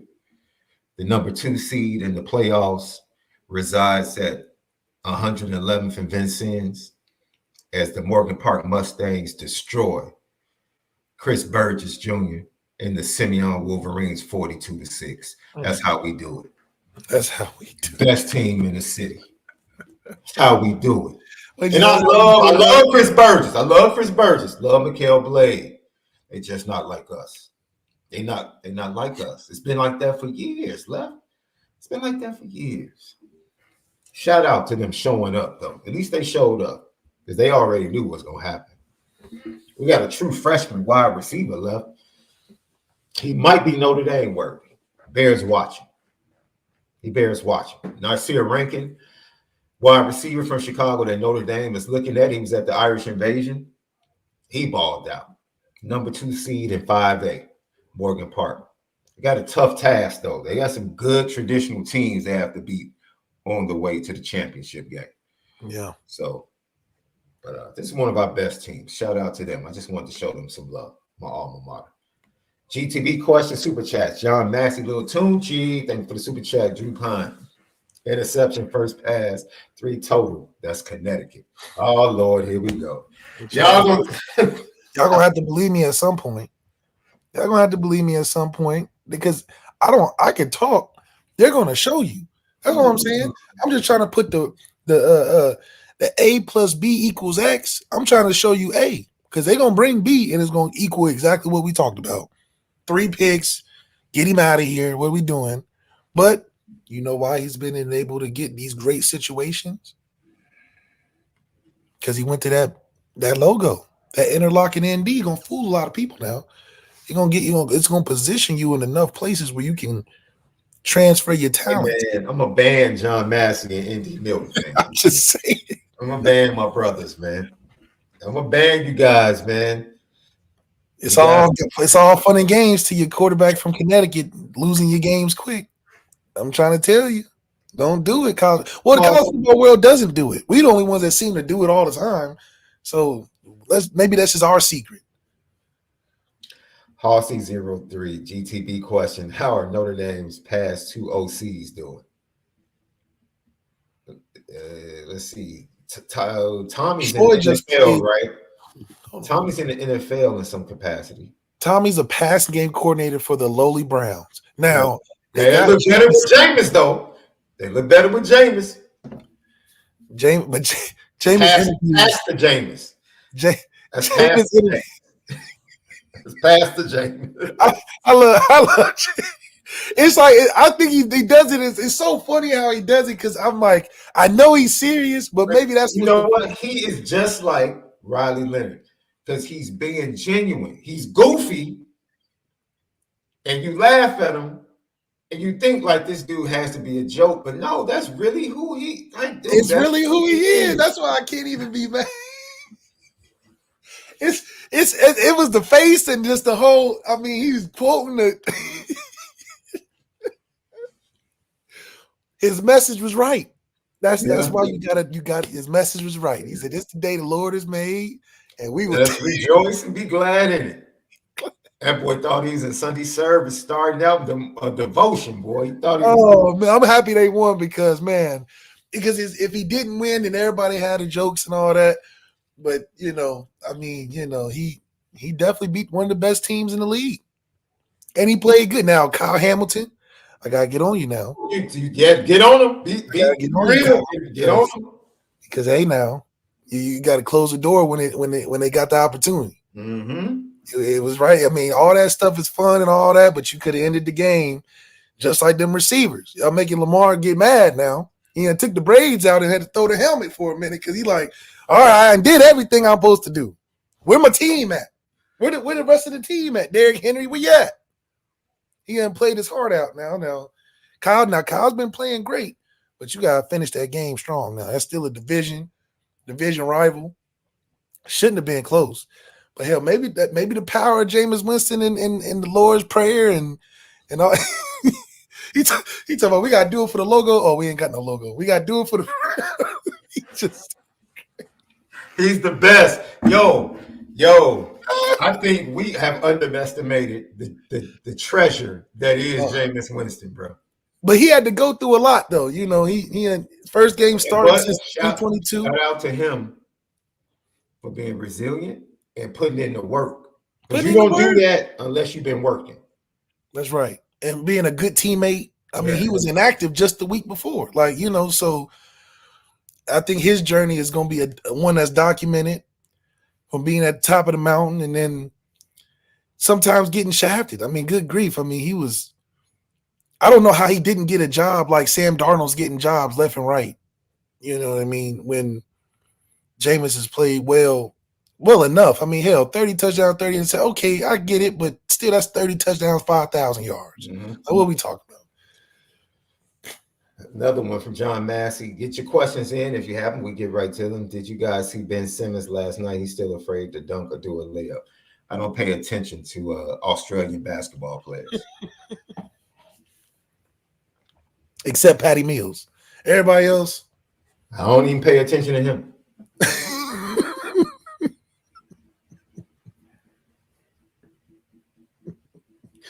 So I'm not wrong when I talk about these international players coming in and y'all giving them the hype of an American player. No, there's some international players that can actually hoop. To an extent. You know, usually the bitches, you know, cats, bitches and all them. Yeah. You know, they can shoot. The majority can shoot a little bit. Skill. They're not generational players. You know, Jokic is a dude. Skill. Generational player, I don't know. You're getting these monsters in the league now. Stop playing. Jokic is a generational player. You need to stop. Very skilled. He's one of the best skilled big men around. Best player in the league. What are we talking about, Left? So what is the man almost single-handedly took out Team USA? What does it mean? Did he not almost single-handedly take out Team almost USA? Only counting horseshoes and hand grenades. You're right. Answer the question. What does it mean? Come on, skilled or generational talent? Skilled. Name the last great shooting, put the ball on the floor, 7'2", 300-pound center you've seen in the NBA. I'm starting to see him in the G League. The G League is talented. You see that 7'5" guy? Trying to move on, man. Wait a minute. You see the 7'5" guy for you trying to compare Joel Embiid to G League player? No. That's what I said. Joel Embiid's great, but Joel Embiid ain't available ever. So now that's a totally different conversation. Talking about he ain't gonna play back to back. Funny thing, I met Charles Barkley. I should have asked him. I met him this weekend. I should have asked him what he thought about it, but I didn't believe it was him. Ask Charles Barkley what's his favorite city to visit. It's probably Phoenix the way he was when I saw him. So no, he's publicly said it's Chicago. He said okay. I'll just need to point that out. Okay. Lucky Lefty podcast. Oh Lord Jesus. Oh, Marcus Freeman excited about his team and how they continue to grow. And this is what he had to say about red zone defense, which was paramount against the number 3 red zone defense. They had only failed in the red zone once to get a touchdown. When they did get down there, they converted it to a field goal. Things were a little tougher against the Notre Dame defense, and this is what Freeman had to say about that. Yeah, we stopped before the half, but then second half, I think there was one that they did end up scoring. We had a good plan. Coach Golden did a great job. The defense did a great job of. They do some really difficult things on the red zone, but our offense was able to score in the red zone, and we stopped them, which was crucial one of those times in the red zone. So it's a point of emphasis. We got to have a great plan, but it's also a mindset when you get down there that we got to score touchdowns on offense, and we got to force them to try a field goal attempt on defense. Right next to him to the left is Jackson. Marcus, we talked this week about getting off to a fast start. You guys scored I think the first 14 or 21 points. But what were the keys to getting off to that fast start today? I say this every week. Those are outcomes. Those are observations. Like a fast start starts with a fast first play and a fast second play, and everybody evaluates. I told the team based off flows, the flow of a season, the flow of a game. We can't look at this thing based off flows. We got to look at this as one game, one life, one play, one life. And that's what I continue to preach to those guys. So the result of how we started fast was we executed on that play early in the game. And then as you look back at it, you say, okay, hey, yeah, that was a fast start. But more importantly, it's just a mindset, like win this play. That's the only thing that matters. Yo, shout out to Julio, man. You had Coach with the juices and berries in the line and looking nice. Wait a minute. It's funny because since we talk about that, here is the team scheduler now for haircuts. What? They got my dog only handling the haircut schedule. So he used to do a little bit different. That's not the only thing he's handling, bro. Man, Come on. I wish it wasn't. You know, He does the brand stuff in the offseason. very minimally. His main role is to schedule them haircuts, Marcus Freeman and them teams. So I don't know. I guess he got to work his way up a little bit more. But he just bought a house out there. You know, he's doing his thing, man. I'm real happy for him. But it's just funny. I didn't check clears. That's all that matters. The check clears and the resume still says University. The resume still say what it. The resume still says University of Notre Dame. Oh. I said not the scheduler. Oh, Jesus. Dude, come on, man. I'm happy for my boy though. Hey, the team scheduler. He works very closely with Julio, getting Marcus Freeman his right times and the boys to do their thing. But hey, Marcus Freeman goes. But you see how important it is because Marcus Freeman don't go without a haircut. He like Jalen Rose. He don't go without getting that geometry done with his hairline. You know, they get it done over there. But Marcus Freeman, that's a part of the image and the brand, you know, and he's making it happen. So, yeah, New Rocky said it. The haircuts, that's part of the NIL package, dog. Hey, if nothing else. Man. But no, what he said, red zone, very important. Especially against teams like Army and Navy. I mean, Al Golden has been a wizard, man. I mean, that's something that they struggled with in Al Golden's first year, and they quickly rectified that and have continued to do that. That double safety blitz is no longer a joke. You know, we rolled that. They're not doing it from 15 yards off the ball, though. That's something that he probably internalized that and say never again. And it's been good ever since, man. Shout out to Al Golden making those necessary adjustments, man. We talk about adjustments being the main thing, and Al Golden has probably been a specialist at in-game adjustments. And, I mean, we've been rolling ever since, really. You have to love what you hear from Marcus Freeman. And to continue in that mode, he talked about constantly reminding his squad about the Northern Illinois loss. And then talking about being so ecstatic about the play of Leonard Moore in place of Ben Morrison and his continued growth. This is what he had to say about both of those topics. You know, at the snap of a finger, you can be thrust into the spotlight. But I said this, I think, in the press conference last time I was up there, and I said it to the team. You earn the trust from your teammates and your coaches first before you're ever thrust into the spotlight. Leonard Moore earned the trust through fall camp, through season, and Benjamin Morrison goes down. He's thrust into the spotlight. Now everybody recognizes it, but he earned that through his preparation, the way he came in here as a true freshman and he approached fall camp, approached each week that way. And so that's what we got to continue to tell our guys, like, earn the trust of your teammates and your coaches first, and when you're thrust into the spotlight, you'll be ready to go. Right next to me, Heather Gillis. Hi. Molly McGrath reported on TV that you still play clips of NIU for your players. Why is it important for you to have them remember that name? You know, I don't do it every day. But the most important thing is we can't lose the pain. That's what I want to make sure our guys understand, is that you can't lose the pain. I don't want to lose the pain from that game, because at times we are motivated by fear. At times we are motivated by we don't want this to repeat itself. And so there's times I got to remind them of that pain so that we can make sure we don't forget it. We got to use that.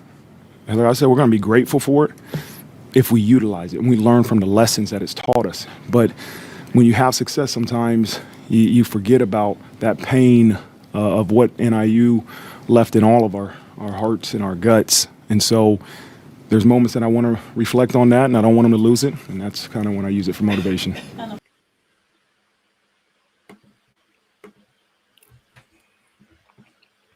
Yeah, I mean, you need to find ways to motivate your team throughout the season, because it is something that can be dangerous being comfortable.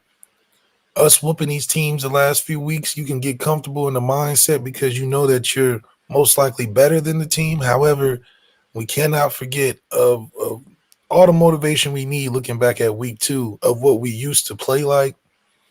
And hell, Kirby's 33-3 in the last, well, probably 40-3 in the last 3-4 years. He's still talking about teams think they're gonna go under 500 as if that's a real thing. So that's one of the cooler things is watching and finding ways to motivate your team even when things are going really well, because that's the one thing you cannot do is get comfortable, especially when it gets late in the season, when teams are starting to think that, okay, we got this figured out. Marcus Freeman is growing as a coach, because I'm sure in week 1 he probably wouldn't have the same sentiments about where his team is now as opposed to where they can be. So it's going to be interesting to see how we continue to use this as motivation. I remember us saying we were using the fans as motivation and stuff when the fans didn't do nothing to us. we just reacting to what we see. So now, you shifting the focus a little bit more, and winning solves all, so it's easier to motivate your team when you're winning and the excuses are low because you're winning. And hopefully we don't have to backtrack getting ready for a season where I think we can get us one this year. It's a real chance we can get us one and be the first college football champion, all things considered, us continuing to get better and having a great defense. Leonard Moore, you got some ups, my brother. You got a little vert on me. That interception, very nice. It's very nice. Very nice. Very nice. You didn't have to moss that dude like that defensively.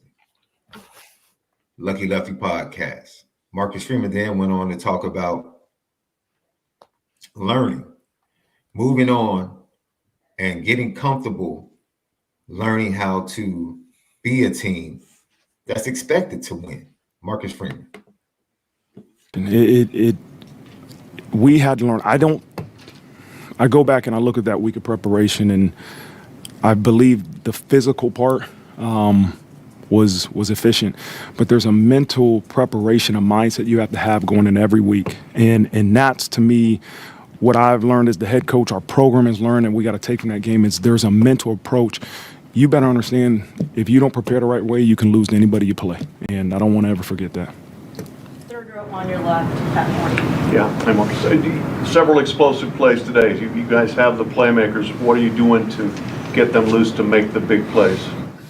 We're trying to create one-on-one matchups. I think what you're seeing is a reflection of Coach Denbrock and our quarterbacks and Riley, the growth of their relationship, the ability to, have multiple calls coming into a play and check into the one that we believe is going to have success.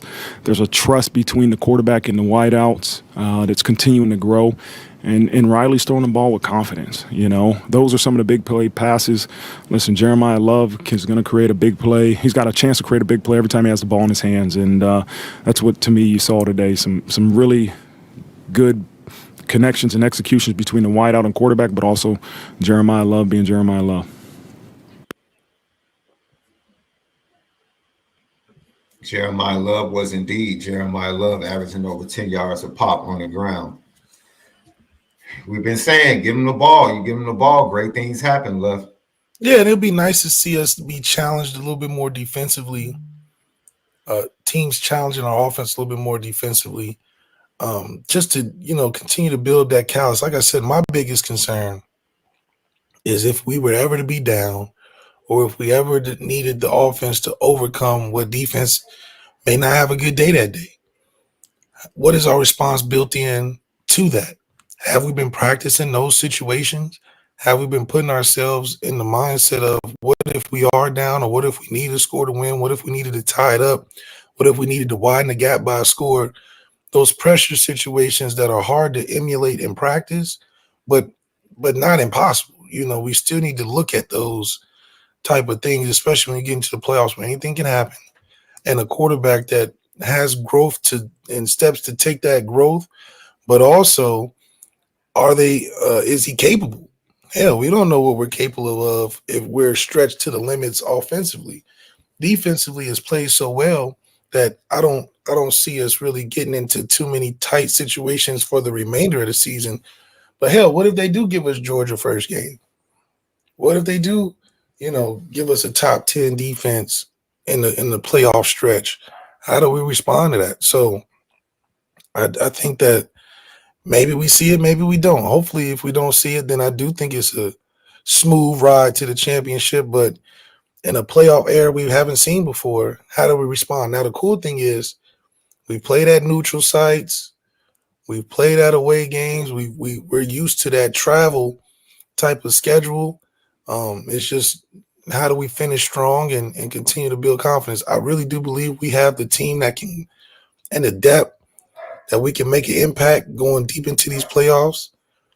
Our game situations have been better throughout the season, but also haven't been tested either. So I even think we can afford to lose a game and still make the playoffs. Not that I'm thinking we're going to lose, but we've positioned ourselves good enough that if we just keep doing what we do, you got everybody else that needs to worry about themselves. Hell, they got a lot of tough games to finish, from rivalries to conference championships to just finishing the tough gauntlet that they've given themselves. But in terms of us, we're not escaping games winning by 3 like Alabama, or escaping games being it that they got lucky or a call made the difference.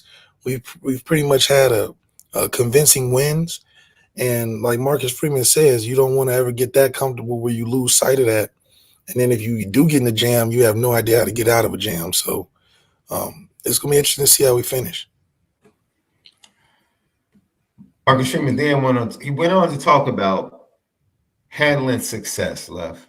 How do you handle success? He feels like his team is starting to learn how to handle success, but is that question really ever answered? This is what he had to say. It's hopefully a mindset that we all have, right? Is that handling success? I mean, we won, but we're so much more. So much more. And that goes back to what we just talked about earlier, is that mindset of what happened last week. Let's enjoy this thing. The outcome's what you wanted, but the mental approach we're taking this week is so crucial, right, of how we can improve. And it's got to be hard. Like I just told those guys, you don't improve by doing the same thing you did the week before, right? Human nature, gravity takes over. You're going to get worse.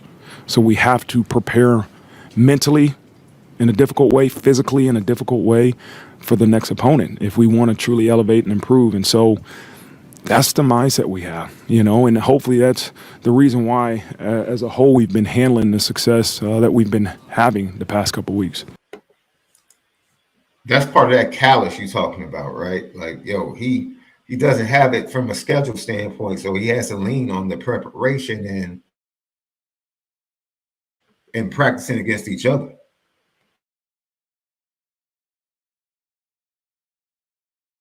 I think this becomes more of a mental challenge for us. How do you stay locked in? How do you stay focused on your job when the guy across from you isn't that good, or they don't have enough to overcome your consistency? So our consistency and staying locked in is key, because that puts the onus back on us, and not do this worry thing where, we're worried about Army, or we're worried about a team that like Louisville that got hot for 2 seconds, or we're worried about anything outside of the building, and we can be more focused on how do we work on ourselves, knowing that the situation may not be tougher outside of the building. The toughest situation we face is in the building. And like Marcus Freeman said, I would think consistency matters. So doing the same thing every day, that needs to be there, but how do you raise that level of competition? How do you raise and keep presenting challenges, to your team in goal setting each and every week? I think when we stop taking those strides to create those challenges mentally for our team, that's where you get these lapses where you see around college football these other teams that should be winning these games convincingly coming down to the wire, being games that they shouldn't be in a battle with late in the season. So I do think that's where Marcus Freeman's coaching in year 3 has to shine through and get these guys continuing to believe in their talents and the depth in the team that they have. And then when to talk about Billy Schrauff, the importance of him playing on Saturday. This is what he had to say about one of his best players in the offensive line returning to the lineup. To have him back, he's a heck of a player. We felt like this is what was best for this game, based off, some of the previous evidence that we had. And we said, listen, that's what we think is best for this offensive line and this unit is to put Billy at left guard and keep Rocco in at right. Sam has done a great job in his preparation. He's a selfless individual, and he's ready to go when his number is going to be called. But at the end of the day, each week your role is determined by the coaches to help us achieve the outcome that we wanted. Every week your role can change, but this is the role we needed for those offensive linemen today. The reporter next to him. Coach, can you talk about the defensive side of the ball, your players playing with disciplined eyes and your linebackers able to free flow to the ball?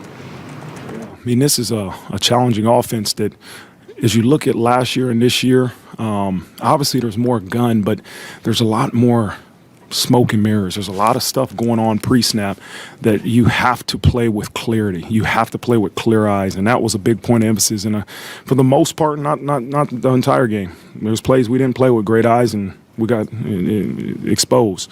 But for the most part, we play with clear eyes, and it's important to not let some of those motions and smoke and mirrors really affect where your eyes should be. Well, at least we have an answer instead of saying we got tricked. So as long as we give more solid answers like that, I think we're on our way, especially when in the overall point of not making excuses for ourselves and being disciplined week in and week out because, like you said, these niche games are unique in the sense of you got to be disciplined, you got to be on your job. And if you do that, the game's a lot easier than to be undisciplined and give up stuff that you're like, how are we giving up fullback dives? How are we getting fooled by a guy running down the field by himself? So I think that in combination of having good leadership with, like you said, Howard Cross and Riley Mills defensively, and couple that with young guys that are eager and ready to play and step up to the challenge, you just got a good chemistry and formula to win games. And we've really taken this to the next level, and I'm really proud of Marcus Freeman year 3 because, like we mentioned, year 3 is championship year for a lot of ND coaches, and I think the landscape and the challenge has changed to where it's not about 4 teams, it's about a playoff and a whole second version of a season. So Marcus Freeman crossing over into that plane, he's setting the trend. He's blazing the trails. He's making and creating a new standard of what it takes to win championships and being the first to do it and having a team that he does. I think he can really set the bar really high this year and have something to look forward to down the line. But but if you think about it, where else can Marcus Freeman go outside of Notre Dame in taking the next step? It's not like he can go to a more traditioned or a better coaching situation somewhere else. So he's doing it at one of the debatably the highest levels you can do it in college football, and he's handling it well, even though he has some roadblocks and stumbles in the beginning. I'm laughing at Iowa State fans complaining about being ranked behind Notre Dame. Now you almost gave it up to UCF, who just fired their defensive coordinator. What are you talking about? Just play us on the field. We don't have to talk about it. Yeah, we saw line up, y'all. Line up. Jump on the schedule. Line up. Well, we don't have to talk about it. Let's do it.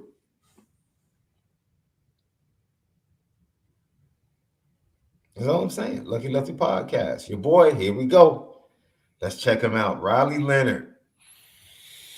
His thoughts on the game on Saturday. Great question. I didn't know that stat. I really don't look at the statistics too much, but I think a lot of factors come into play there. I'll start with everybody that's been around me. You look at guys like Sam Hartman, who gave me a call and really spoke to me about the opportunities that we had being quarterbacks at Notre Dame. You look at Tyler Buckner, who came back here, going out to eat with him and having his perspective on everything, really helped me out a lot, and he doesn't get enough credit. I mean, he puts so much into this program now and has really been a big help to me. Every single teammate that's held me accountable, not only on the football field, but when it comes to my faith as well. obviously Notre Dame is a very spiritual place, and I think, you know, allowing Jesus to come into my life and change the way that I, you know, walk into a football game has really helped me out a lot. I think I was hesitant and put a lot of pressure on myself, but me and Coach Freeman were talking about it one time, and, you know, everybody goes into games. I feel like I certainly did the first couple weeks thinking, what if? You know, what if I mess up? What if this happens?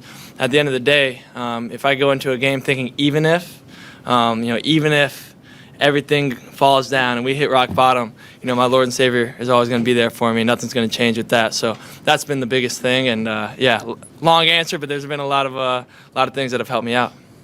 Third row to the left, Jack Sobel.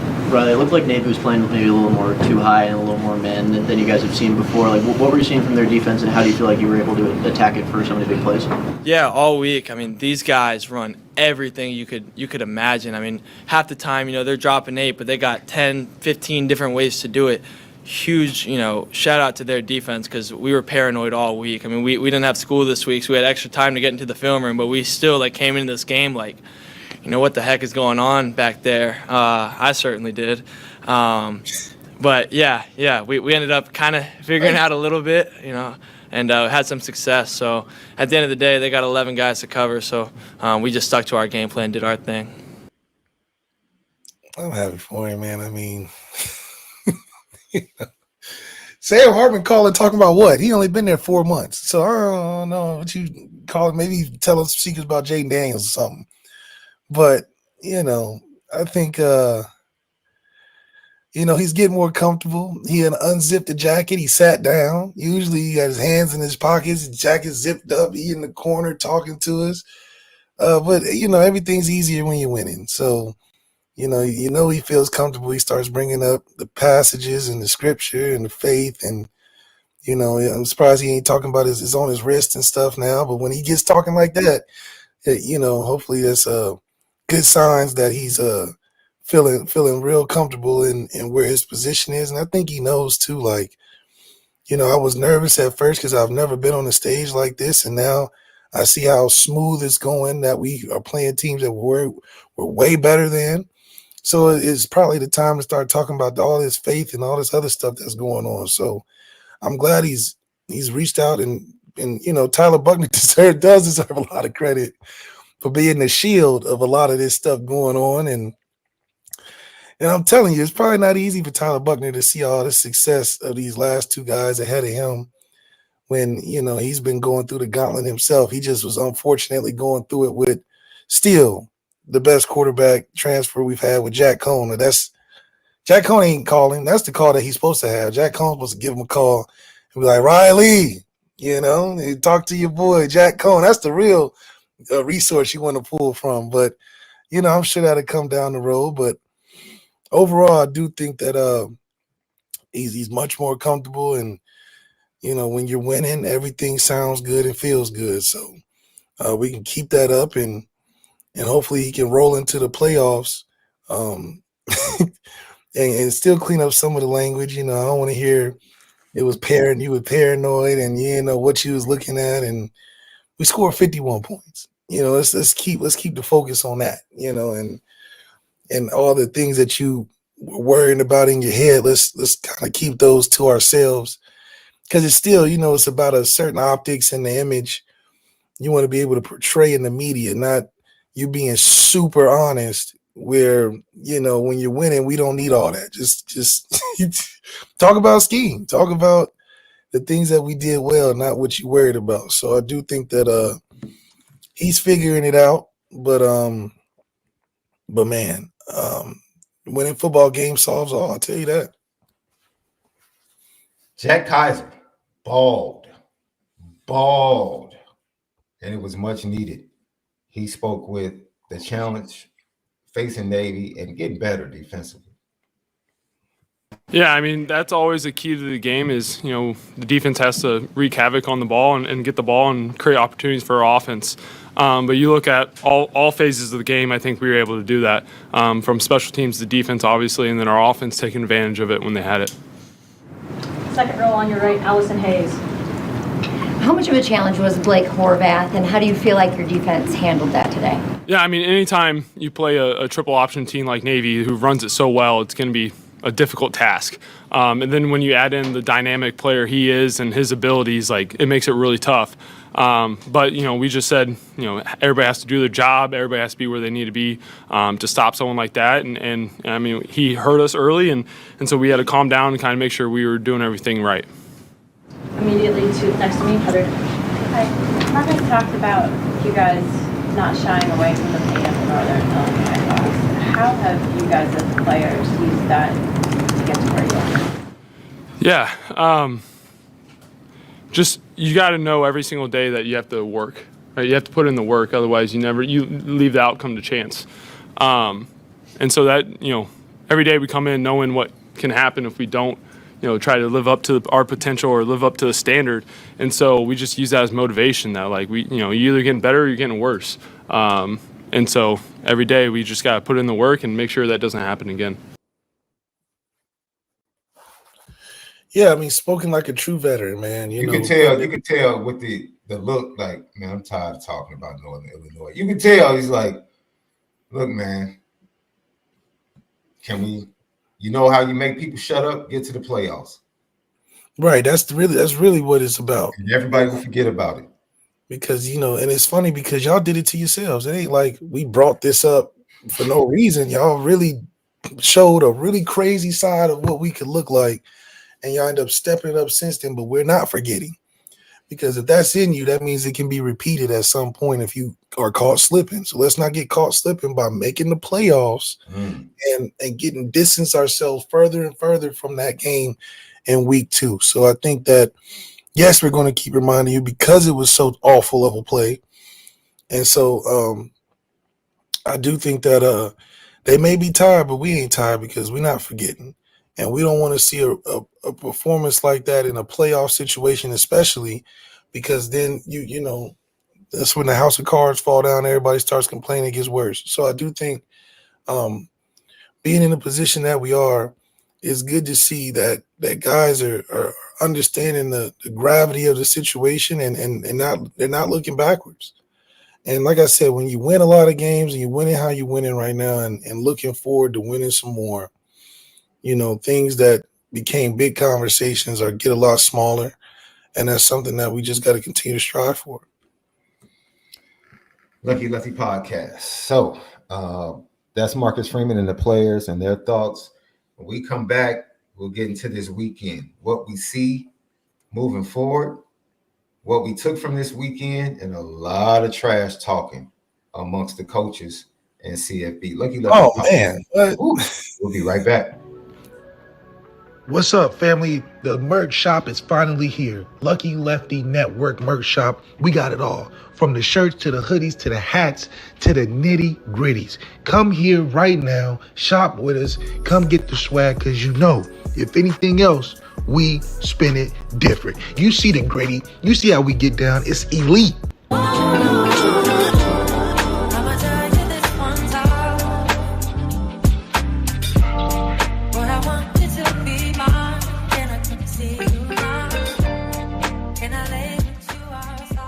Lucky Lefty Podcast, patreon.com/Lucky Lefty Network, Audio Edibles Podcast, Apple Podcast, Spotify, CFB Nation, TikTok, Twitter X, Instagram, and Lucky Lefty Pod. Subscribe on YouTube, hit the thumbs up, leave your comments and questions. We respond to all. Left.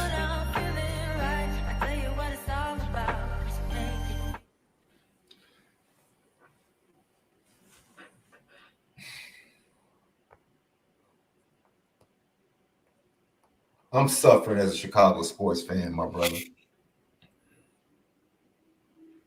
I can't even watch the Bulls because of business, bad business. Can't even watch the Blackhawks. And their start to the season has been horrendous.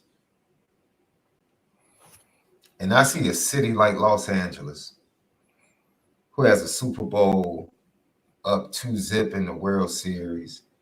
You got the Lakers. You got a brand new stadium, Intuit Dome. And I just get jealous, bro. I just get jealous. And I just say to myself, hold on now. We got who? Caleb Williams, Zach Levine. Is he wearing sandals with a robe with the ability to bring salvation to the rest of the world? The offensive line is going to get better, though. When? We've been hearing that for the last 3 quarterbacks. We heard that with Trubisky. We heard that with Trubisky's not good. Trubisky's not good. The issue was still the same, though. And this is the problem. It doesn't matter. This is my point. You can change the quarterback all you want to. The same issues with the organization still reside. Nothing's changed, which lets me know they don't understand how to win football games. Because you put no value, they put no value into the offensive line. Never have. Never have. Come on, never have. They did when they got Sam Mustipher. Lucky Lefty podcast. Alex Bars, Sam Mustipher was holding it down when y'all were decent. Y'all was winning 6-7 games, Now you're taking shots. Last I checked, your Bengals were done too.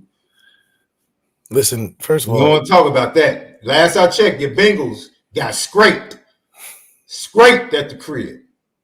Scraped. Why you sitting up here trying to throw shots? The Bengals need first of all, I told you your boy needs to get rid of those frosty tips. That's what he needs to do. First of all, they're fine. It's still a long season. Man, that season is done. The season is not done. They may come second in the division. They're not beating Baltimore. That's how I said second. They're not beating Pittsburgh right now. As they constantly sit, the way they're playing. At 3. Okay, then. And then they'll win a couple more. They got a couple games. And Jameis might like their tails up too. All right, now. See, we getting carried away. Jameis might like the Brown season is over. Let's start there. Yeah, Cincinnati's right there. Cincinnati's in the hunt. Right there. They're in the hunt. They're gonna be all right. In the hunt for what? For Cancun trips, playoff contention. No, they might as well start. You know how that cat Pat books his Super Bowl lodging. He booked it again. He booked it right now. I already booked it. That man. This is what's incredible. You know what I watched? I sat back. This is what I learned. I'm sitting back and I'm looking at the AFC and I'm like, Cincinnati's not the same. Man, Miami fell off. The Dolphins? Yeah. Oh, they quarterback situation. Come on, man. Miami fell off. I'm looking at all the contenders that were supposed to be in the AFC, and I'm like, it's really just Baltimore. Like, there really is no true threat. Baltimore, Kansas City. Kansas City. There is no threat to Kansas City other than Baltimore. Who else? Because I know you're not about to give Buffalo respect. I already know you're not giving Buffalo that respect. The Texans just lost their top 2 receivers. They're not beating Kansas City without Nico and Diggs. Not happening. They'll figure it out. Left, you need to stop. Well, right now, you're not going up against that KC defense without your top 2 receivers, bro. It's not happening. It's not happening. I mean, anything can happen in the playoffs. You're right. Like KC winning another one. You're right. Anything can happen. But this is Lamar's year, so we be all right. Yeah, it is his year. It's his year. It wasn't his day yesterday, but it's his year. First of all, it was his day. It wasn't his fault yesterday. Let me tell you something. KC is going to sit their starters the last 2 games of the season because they're going to have the number 1 seed tied up. They're going to sit them and they're going to fall asleep and they're going to come back and be rusty and all of that, and then Lamar will come right in. Straight to the playoffs, straight to the championship. Yeah.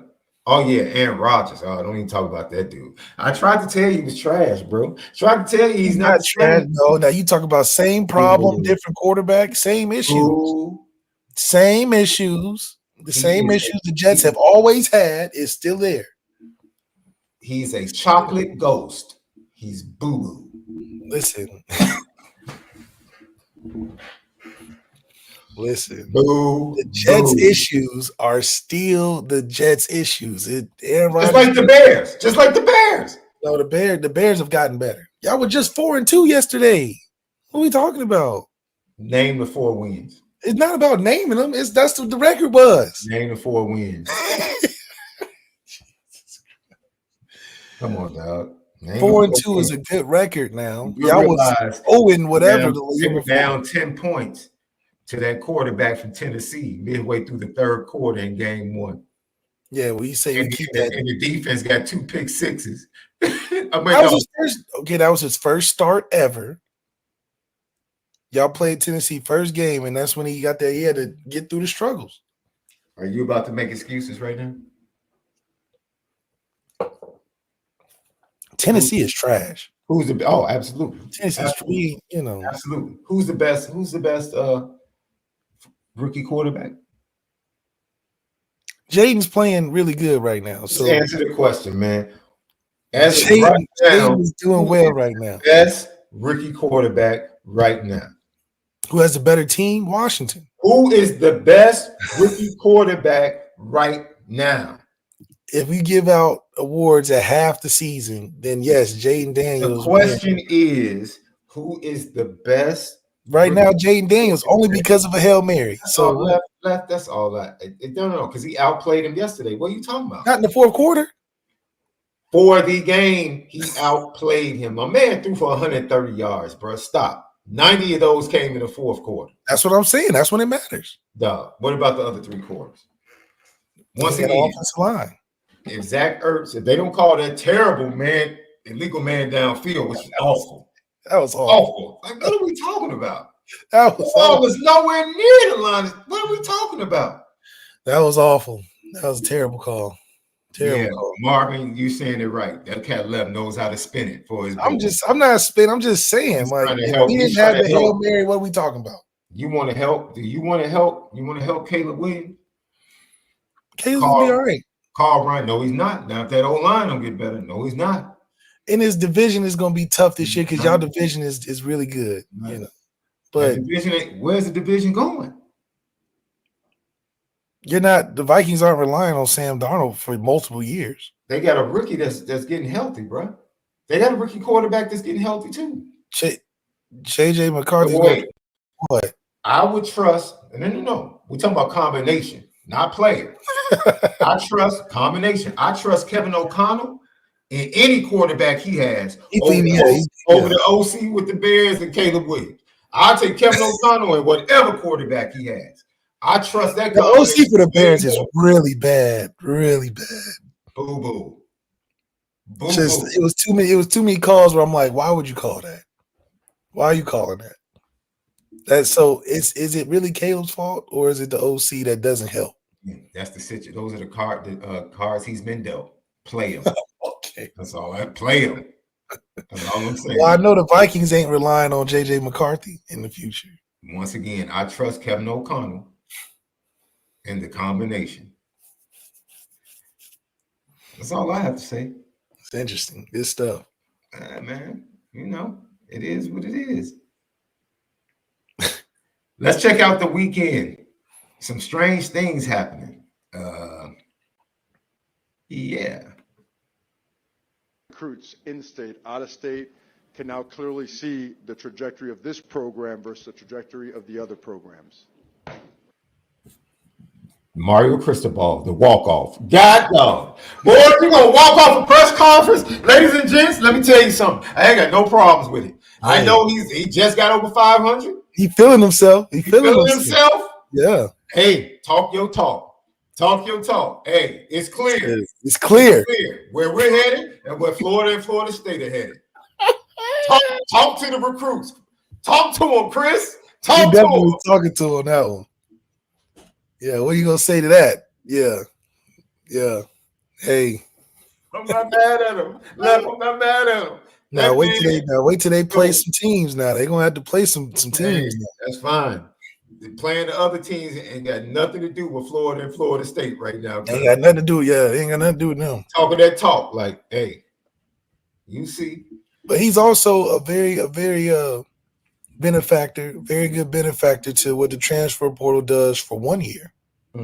Just like Florida State for 1 year. So I don't know about this trajectory thing. And you ain't got Cam Ward next year, so we gonna hold you to it, crystal ball. Walk off, crystal ball. Walk off, crystal ball. Hey, speaking of walk offs, I called that cat left. Hey man, hey Freddie Free, that was a special moment you gave me on Friday night, bro.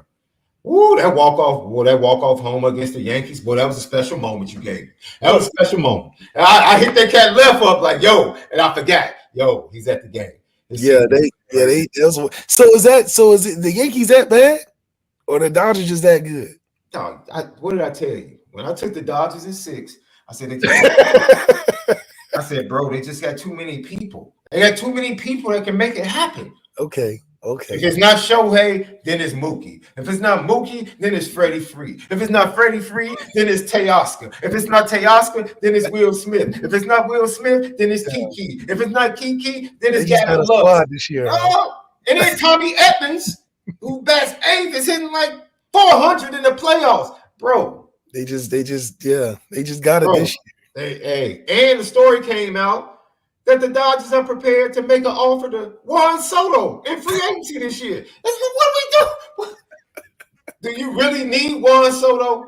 The commissioner got to block some of this now. Yeah, thank you. Now that's something you have to block. Like, look, man, that's when a team knows, dude, we got money to burn. Money to burn. Not even question. Hey, Juan, come on, bro. Come on, win another. That's money to burn for sure. Money to burn. Because how are you pulling that off? We forget Juan Soto already won a championship with the Nationals. Yeah. So he's not thirsty for a championship. It's all about that paper. Yeah, all about that paper and location. And bro, I promise you, there is no shortage of paper in LA. No. Not from that organization. Do they not have a cap? In baseball, there is no cap. You spend what you want to spend. There is no cap. There's no cap. The Dodgers can spend $1 billion, bro. They don't care. They don't care. They paid Mookie. They just paid Freddie Free. They paid Mookie. They paid Shohei. They're about to go ahead and pay. Can they do that? What? Who's going to stop them? Who's going to stop them, man? Who's going to stop them? Lord Jesus. Yeah, that's unfair. I mean, the Yankees look like they have no chance. No, they have a chance. They do, because they've been in both games. They've been in both games. When? No, they had 4-1 in the first one. And they had the bases loaded down 4-2 in the ninth with a chance to win. They had chances to win both games, bro. So it goes to the Bronx tonight. We'll see how they react. Their top 2 pitchers lost. See, that's the problem. The Yankees' top 2 pitchers lost. Now they get to the starting pitchers that are not as good as Rodon and Garrett Cole against a lineup that's putting up 6 runs a game. Like, dude, that's what they do. This is what we do. Oh, man, yeah. Yeah, I don't know. Your bullpen was taxed the other night. You got the day off, though. But, I mean, look, it is what it is. They thought they got a break because they thought Shohei hurt himself at the end of the game. They thought he hurt his shoulder or something like that. Hey, Roberts came out yesterday like, no, he's good. He's good. Yeah, he's straight. We're ready to go. Amen. And all the Dodgers need is 1. If they get 1 in New York, my game 6 prediction. Okay, so you say they get 1 in New York is over with. It's over with. They're going back to LA. And then it's super petty. The way they had Ice Cube walk out and diss them to start game 2. Jazz Chisholm is in the Yankees dugout bobbing his head. Like, he's dissing you, bro. He's dissing y'all. I understand. That's Cube, though. That's Cube. As a kid growing up, Jazz Chisholm was like, hey, man, that's Cube. That's cute. Hey, the Dodgers are looking good, though. I'm not going to lie. But, it's the World Series. Anything can happen. The Yankees are still the Yankees. They got Aaron Judge over there, so. Yeah, when is he going to show up? I know he plays for the Yankees, but is he going to participate? You say he getting cold feet, huh? Man. I don't know what he's getting. I know he hasn't done anything. That's all I'm saying.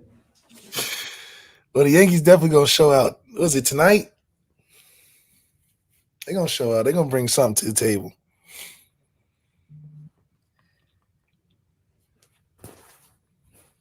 So what are your thoughts about some of the games you saw?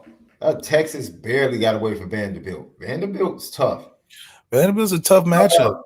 Yeah, Josh Adams over there holding it down, man. Shout out Josh Adams, man, making that room stout. The running game looking good. But just like the whole season's been competitive. Teams have gone through, in my opinion, the first version of a gauntlet, as opposed to getting these softball teams in the first 4 weeks. They actually having to play football each and every week, which I think makes it better for college football.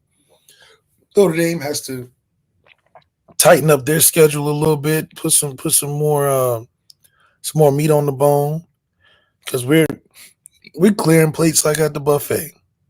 And for us, is that going to lead to us getting a trap game in the playoffs where we competitively haven't seen anything like our regular season schedule? Maybe.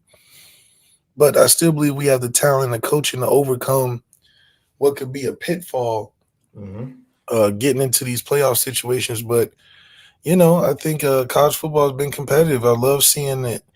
I mean, the Penn State-Wisconsin game was good. The Texas A&M LSU game was good. Our game was over quick, so I got to watch everybody else's games. And, it's hard to really predict now. I mean, we used to have a good idea of who's going to come out on top in some of these things, but it's been a whirlwind since the beginning. So it's going to be interesting to see how things continue to develop. Lucky Lefty Podcast. We have a super chat from Jay Lamont, who wins Penn State versus Ohio State. Man, James Franklin is just as bad as Ryan Day. And so Ryan Day's confident booster always comes from James Franklin. It don't matter if they got Saquon or Tom Brady. It's no different. Micah Parsons, no different. Ryan Day gets his boost and all his media attention off of James Franklin. James Franklin is really not. No. I was ready for Ryan Day to lose at home. So I was like, oh, if Ryan Day loses this game, it's over with. Because Nebraska was just trash the year before. Man. Another Jay Lamont super chat. Does IU run the table? I'm just saying. How much does it matter? I don't. Kudos to them. Great job by Cignetti. But stop this. They're the best team in Indiana. Notre Dame we will blow Indiana out. For real. They're playing good against Washington, who fell off, and all these other teams that are middle of the road. They beat Washington with a bag-up quarterback, bro. That's not happening. Our thing is about staying healthy. It's a great story. But they also playing a schedule. Indiana might not even beat Illinois in a few weeks. That'll be a good challenge for them. Because what are they getting challenged by? I mean, that's why I don't think Indiana's getting the credit either. Because who have they proven to do what to who? They go beat Ohio State. Okay. I'm glad they had a game day. I'm glad, Coach Corso got to, sit with his former team. Great story, great story, great aesthetic for college football. To see Indiana top 10, and Indiana and their school fans having the opportunity to feel like they're gonna make the playoffs. They can go to the games and it's gonna be packed. It's usually ain't packed. Yes. So that's a program it's like if little brother gets. It's like if your little brother does good in school, you're just happy for him. It's like, okay, you went from a 3.0 to a 3.8. I'm happy for you, little brother, but you ain't doing my work. I'm doing college work. Facts. You doing better in high school. Okay, good. But you ain't ready for the big leagues, Indiana. Gino, our guy. Good day, y'all. My daughter arrived to this world during the Navy game. Yo. All 7 pounds. Congratulations, man. Great, healthy. Congratulations. On high. Absolutely. That's absolutely great news. Congratulations to you and the rest of your family. She come out sharing a game with dad. How about that? Man, that's what's up. 7 pounds. That's a healthy, nice sized young lady. Yeah, not 7 little. pounds. No, Good genes. that's not a little girl at all. That's right. Yeah. So shout out to you, Gino. Eternal favor and blessings upon her and her entire path. All right, Left, I got a couple more clips for you, bro. I just had some fun right here before we get out of here. Let's try this one, Left. Recruits in-state, out-of-state. I think we hit that one already. Let's try this. Walk off crystal ball. Walk off crystal ball. You gotta love them. Recruits in-state, out-of-state can now clearly see the trajectory. I'm trying to figure out. I keep hitting. Is this? Oh, my fault. Here we go, Left. I think it's the way we talk to the young people. I think the things that we talk about, the messaging, how we bring really good people into the building. We talk about doing things together. We talk about culture, and everyone talks about it, but then we go out and we live it every day. And I think we back up our actions. We're very honest. We're very open. And this is a real program. It's not fake. It's not a politician running this program, talking fast and BSing everybody. This is a real program. And for all the recruits out there, this is a real place. And if you want to be really good at football, welcome to Death Row. That cat Mike Elko with the. You don't want the coach all up in your video. Yeah, you don't want all that fast talking BS. Come on, come and really learn how to play football at one of the best places. Yeah, welcome to the row. Yeah. Mike Elko. It's either talking about Jimbo or Brian Kelly. I think he was taking a shot at Kelly because he probably had some experiences at Notre Dame that he quite remembers. Mm-hmm. And he had some stuff where he was like, "No, I remember what he said." It's a I just real waited for the program. opportunity. Yeah, I just waited Real for program. the opportunity. Especially the way they came back. I know he was chatting. He probably seen Brian over there when they was losing, smirking, and doing all that. He said, "Oh, I got something for you. Don't even worry about it." You say you ain't prepared for who? We're gonna put him right in the game. Go ahead. Go crazy. I wonder what he said. Did you see when they got him on the sideline whispering in Connor Wegman's ear? I wonder what he told him. Said your time here is done. Son, it's a wrap. Just go ahead, pack your things. You might want to think about the portal. Okay. You might want to think because I got another one coming in. And yes, son. I saw Long Street, long something, long side, long street, whatever it is. Hey, son, go ahead and get the equipment manager your helmet, son. Yeah, go ahead and they'll pack your locker by Monday, be in the portal by the weekend. Yeah. Get a head start. Go ahead, son. Make reservations for you and your family where y'all going. That's right. That's right. We get the movers in and everything. I'll take care of you over here at the real program. Go ahead, son. Do that. I don't care if he is still the starter. Son, moving forward, you need to jump in that portal. Because, hey, college football moving fast and the way it goes. That's the problem, Left. That's the problem. We got to stop placating these kids, man. You know Connor Wegman. You know what he is, bro. You've seen him. You've seen him against LSU. You've seen him against Notre Dame. The only good game he had was against a terrible Missouri team. You've seen him. What are you doing? See, this is why I question these coaches, because it's some fabulous coaches, but what are y'all doing with these quarterback situations? Are you really about to force Connor Wegman on that team? How does that team feel? How does the rest of that team feel? Scoring on 5 straight possessions. 5 straight. With Marcel Reed. 5 straight. And then you take them in the locker room and meet with them on Sunday and say Connor Wegman is still our starter. How do you think those conversations are going to, what do you think those conversations in the dorm rooms are going to be? Don't even get down that road, Elko. And that's a defensive coach that don't know. He think he can just ride this out like other positions. This ain't the position to do it. Because the loyalty exists in winning, not in players that can't do it for you. Because watch, you keep them in there and team chemistry start looking off, you're going to be wondering, what happened? You ain't making the business decisions you're getting paid for. The business decisions that the head coach gets paid for is to be like, okay, you're not? Okay, that's all good. Let's go ahead, take a seat. We're going to ride this wave, and we're going to keep it going. All this loyalty is not the NFL. But, if you're paying Connor Wegman a certain amount, And look what you got to deal with. Look what you got to deal with. But don't do that boy Marcel Reed like that. Because at some point, he's gaining the locker room. And you got to put your ears to that door of the locker room and be like, okay, they want to go this way? Hey. And that way you take it off of you. Hey, I'm making this decision. This is what the team want.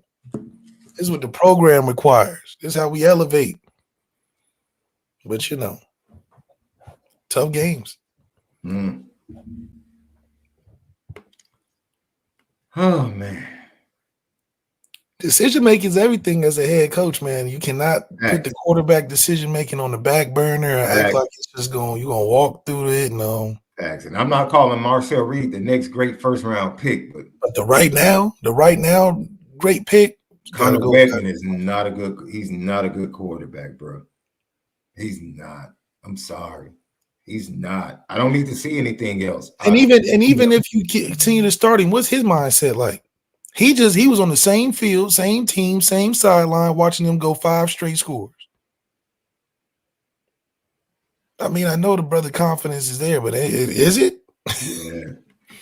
Let's continue. Obvious question, the way the whole tone of the game changed when they changed quarterbacks. How much did y'all prepare for the RPOs? Well, it wasn't the RPOs as much as it was the quarterback run game. And I mean, it's the $1 million question, and I would say that we need to spend more time, and each and every week it's got to be part of it, because right now I would run the quarterback against us. First of all, where is that accent at? I want to hear the accent, because that's what's crazy to me. It wasn't there? The accent wasn't there? He sounded real Notre Dame accent. The way the whole tone of the game changed when they changed quarterbacks. How much did y'all prepare for the RPOs? That's the accent right there. The guy asking the question. Yeah, the guy asking the question got that. As it was the quarterback run game. And I mean, it's the $1 million question, and I would say that we need to spend more time, and each and every week it's got to be part of it, because right now I would run the quarterback against us. You sound real Midwestern. Where is that? Y'all gonna love me and all that? Where is that at? You ain't got beat the accent out you. You ain't got the accent beat up out of him. And what's crazy is that Connor Wegman played so bad that Brian Kelly tried to blame him. Spent all week preparing for this guy, Connor Wegman, and we forgot that they had another guy in the weight that is not like him. So that just shows you that Coach Kelly gonna find a way.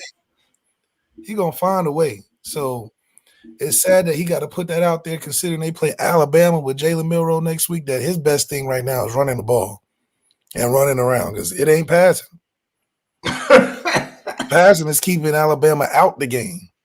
So if Kalen DeBoer's putting 2 and 2 together, he said, let's just do what Mill Ticket 4 is really good at, and that's running around, because clearly Brian Kelly's trying to wave the right flag early. Oh, dude.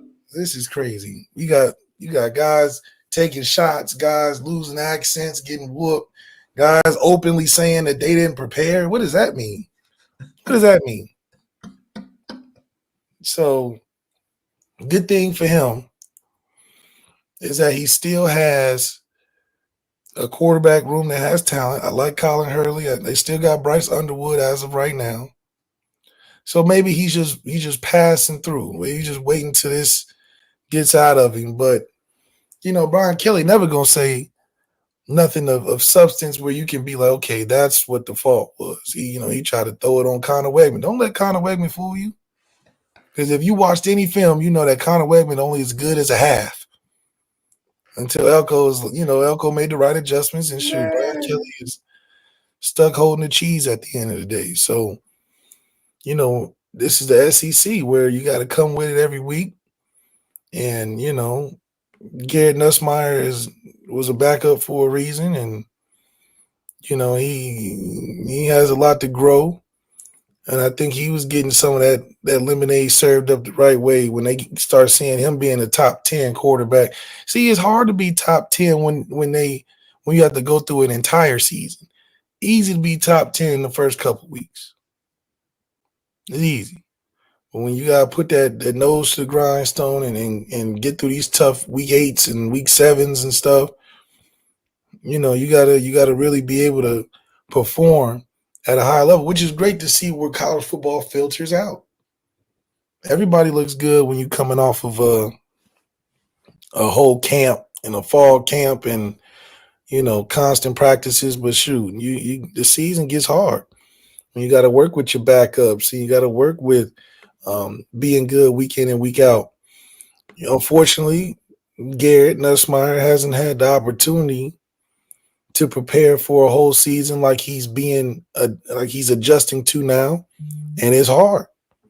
It's hard. So, you know, hopefully all the hype train can stop and we can start looking at who's actually really a good football player and a good quarterback. And I think Garrett will be fine, but he should stay in school if he can. You know, stay around because you're definitely playing yourself into a nice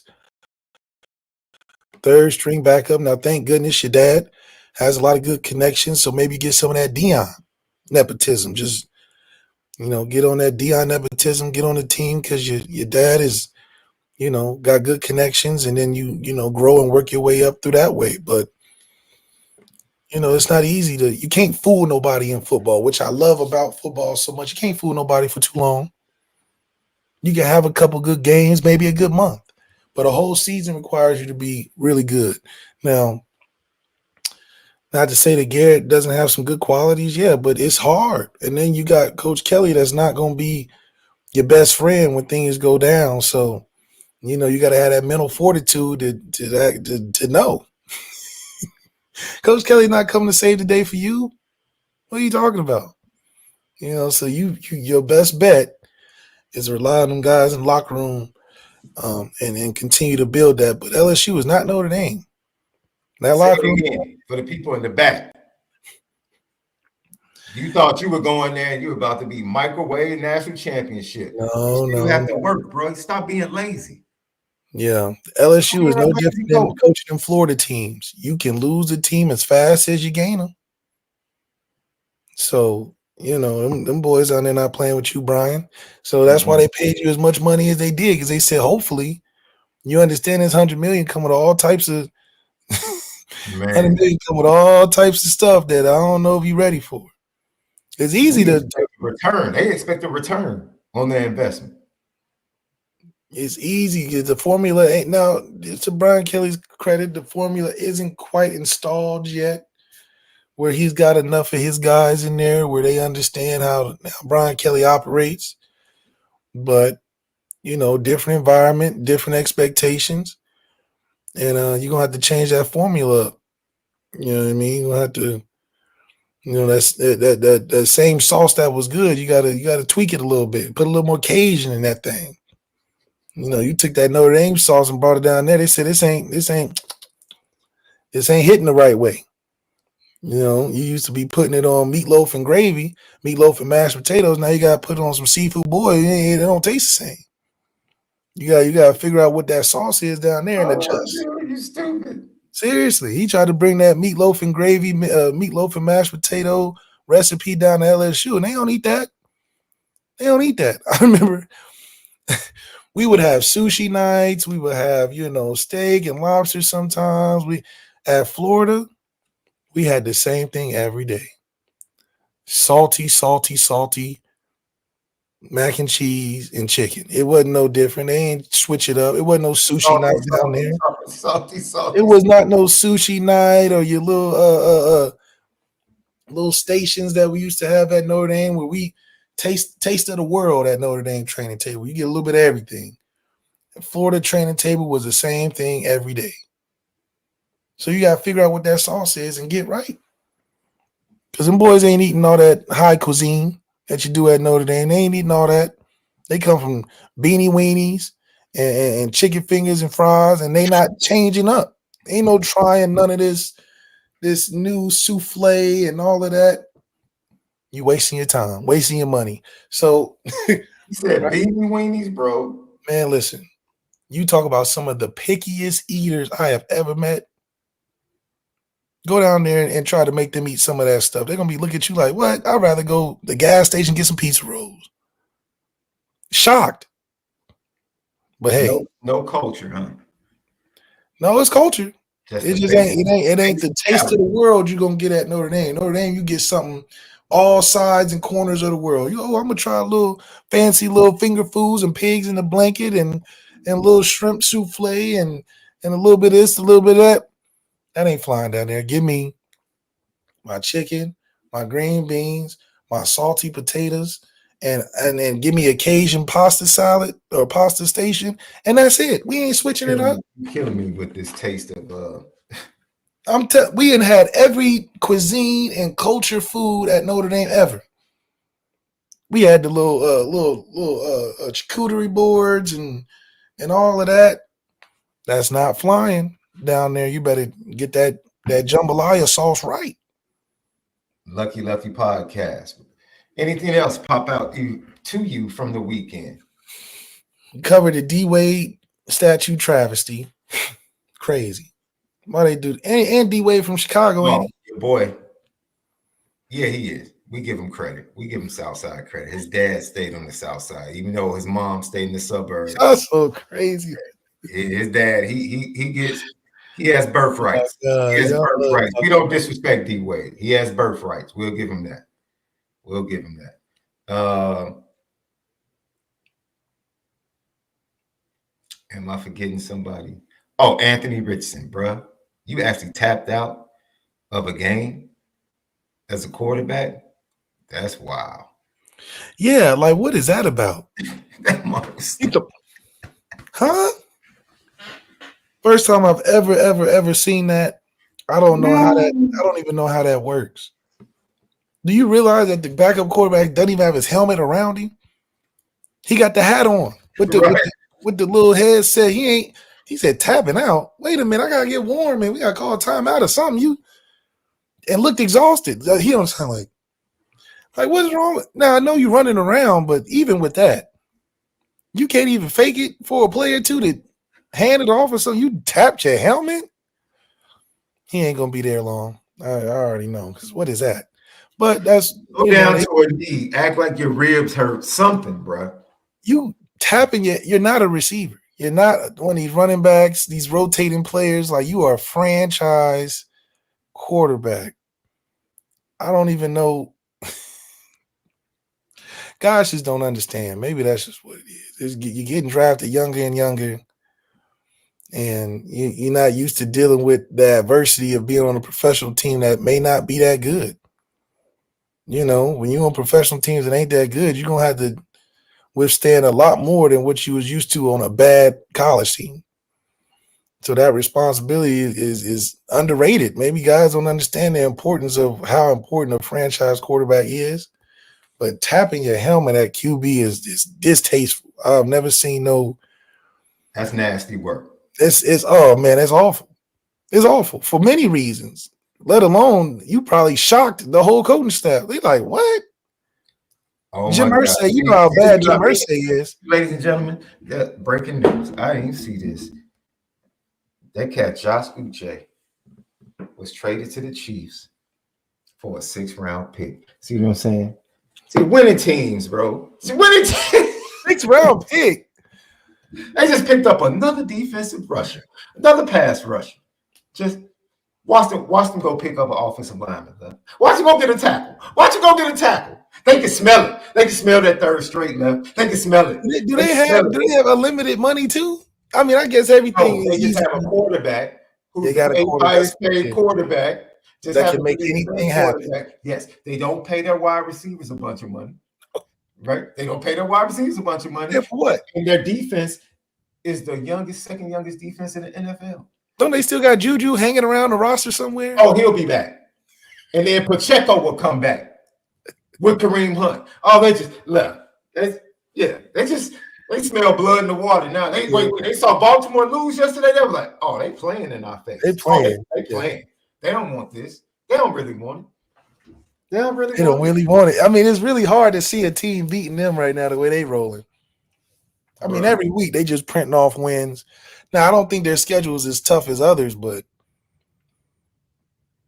I mean, there's a reason why Pat Mahomes called up to wherever the Super Bowl was and said, yep, let me get the house right down the street. I got to ride my bike over there.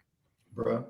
What's the biking distance? That's how he asking the realtors in the Super Bowl right now, what's the biking distance? Not driving, the biking distance. I want to get the nicest little crib set up so my movers can get over there mid-season, start filling up the house. I mean, they making it too easy. Bro. Dude, for a 6th rounder, heck, they got D-Hop for a 5th that could be bumped up to a 4th. Oh, my God. If they make the Super Bowl, it gets bumped up to a 4th. I mean, it's easy to put a team together when you got such a strong quarterback. But this is the thing, Left. Everybody's like, their tackles are bad. Yeah, but their guards and their center are all pros.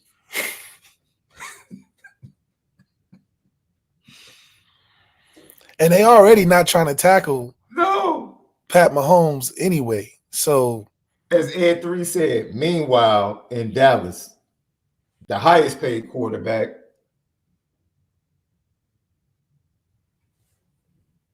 but he's on brand. Throw a bunch of picks to start losing, and then try to play Superman when the game get towards the end and out of reach. Mm-hmm. When the game becomes out of reach, he can't do that's it. when he starts playing. He starts balling, right? And Every time. Moment it gets tight, he gives away the game early, and then tries to play catch up every time. That must be the secret formula to getting paid. Mm-hmm. Look. Ed 3, he says he doesn't like Jerry Jones. Well, once he steps down after this year, what they gonna blame? What are they gonna blame? 63, watch out for the Pittsburgh fellas. Go still. No. You don't have the quarterback, bro. No, don't got the quarterback. Don't do it. Defense is good. You got some coach, love the defense. You don't have the quarterback you need to go up against them dudes in the playoffs. No, wouldn't even know. Don't even fool yourself. It's not happening. And I love, great start to the season, though. D-Dub, SHAUN, if you were the coach of the Bears, would you sustain and find number 29? Yeah. He's good. Yeah. Stevenson is good. He ain't going nowhere, but you're getting clowned all week. Oh, all week. All week. They're going to keep playing that. They're like, who are you talking to over there? The play about to go on, and who are you over there chatting to? When they Mr. Unlimited, who was Mr. Unlimited?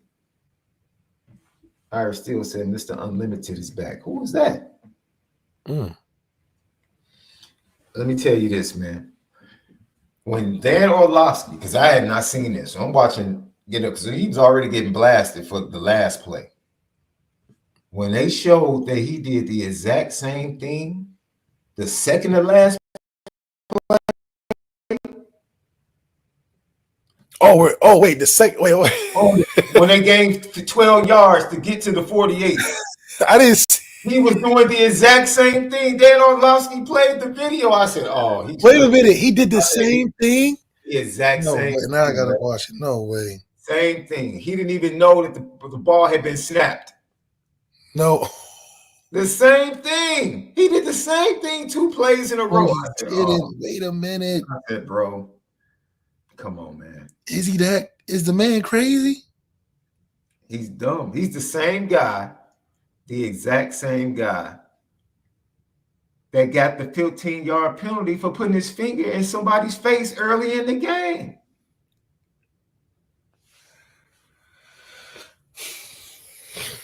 Oh, when he hit Terry McLaurin late. Yes. Oh, man. Irish Steele, come on. You cannot be talking about Russell Wilson, bro. Please stop. Oh, yeah, for stop. The Subway commercial. Mr. Unlimited. Oh, Lord Jesus. Yeah, stop. Come on, man. bro. If he throws those, well, he has been tightening up because he didn't do the let's ride thing at the post interview. If he throws the same lollipops that he threw against the Jets, against Kansas City secondary, bro, we need to stop. See, he's different than Jameis because him and Jameis do the same type of speak, but it's like we don't laugh at Russ. We just, oh, you corny, Russ. You throwing off. Jameis is not believable with it. Jameis is like, Jameis is selling hard. You really feel that way. You know what I mean? And I've seen Jameis really feel that way. I've seen Jameis in a pulpit, real talk in the offseason. Okay. No, I've literally Jameis put in the real work. Okay. I've seen him preach for real. Okay. So I still haven't seen Russ. I don't know if he's faking. I don't know. Hey, but no, Stevenson would be suspended for the next 2 games. Next 2 games. Like he really out there tripping. Like, what's wrong with this man? What are you talking about? It's not. I was thinking about it. I was like, okay, because then the dude apologized to Chicago on Twitter. I was like, man, shut your goofy self up. Yeah, you just didn't know you got caught. That's all. I apologize. Nobody would. If I were a captain, I would have been in his face in the locker room immediately before we got to the plane. Yeah. I would have talked to the coach like, y'all might want to put him on the administration plane.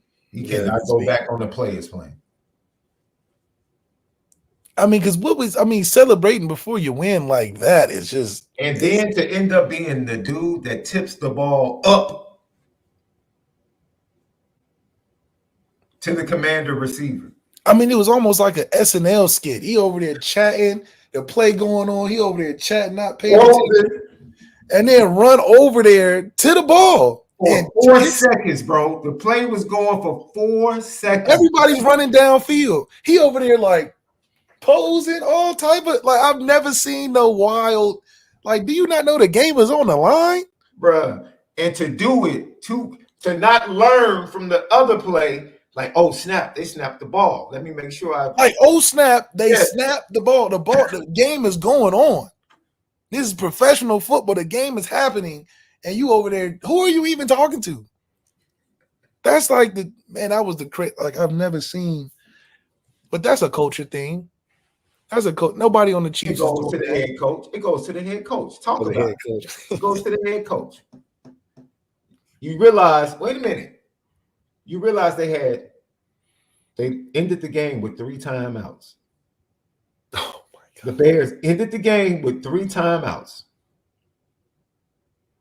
You saw this dude turned around and nobody on the coaching staff said, hey, no one called timeout. How do you end the game with 3 timeouts? I don't know if you saw this. Daniel Jeremiah, because, the Red Commanders ended the first half the same way. They were near midfield. They didn't throw. I think they ended up handing it off to Austin Eckler to run out the clock. Same situation as the end of the game. They literally formed an umbrella defensively at 10 yards to keep the Commanders from throwing to the sidelines. That's how they ended the first half.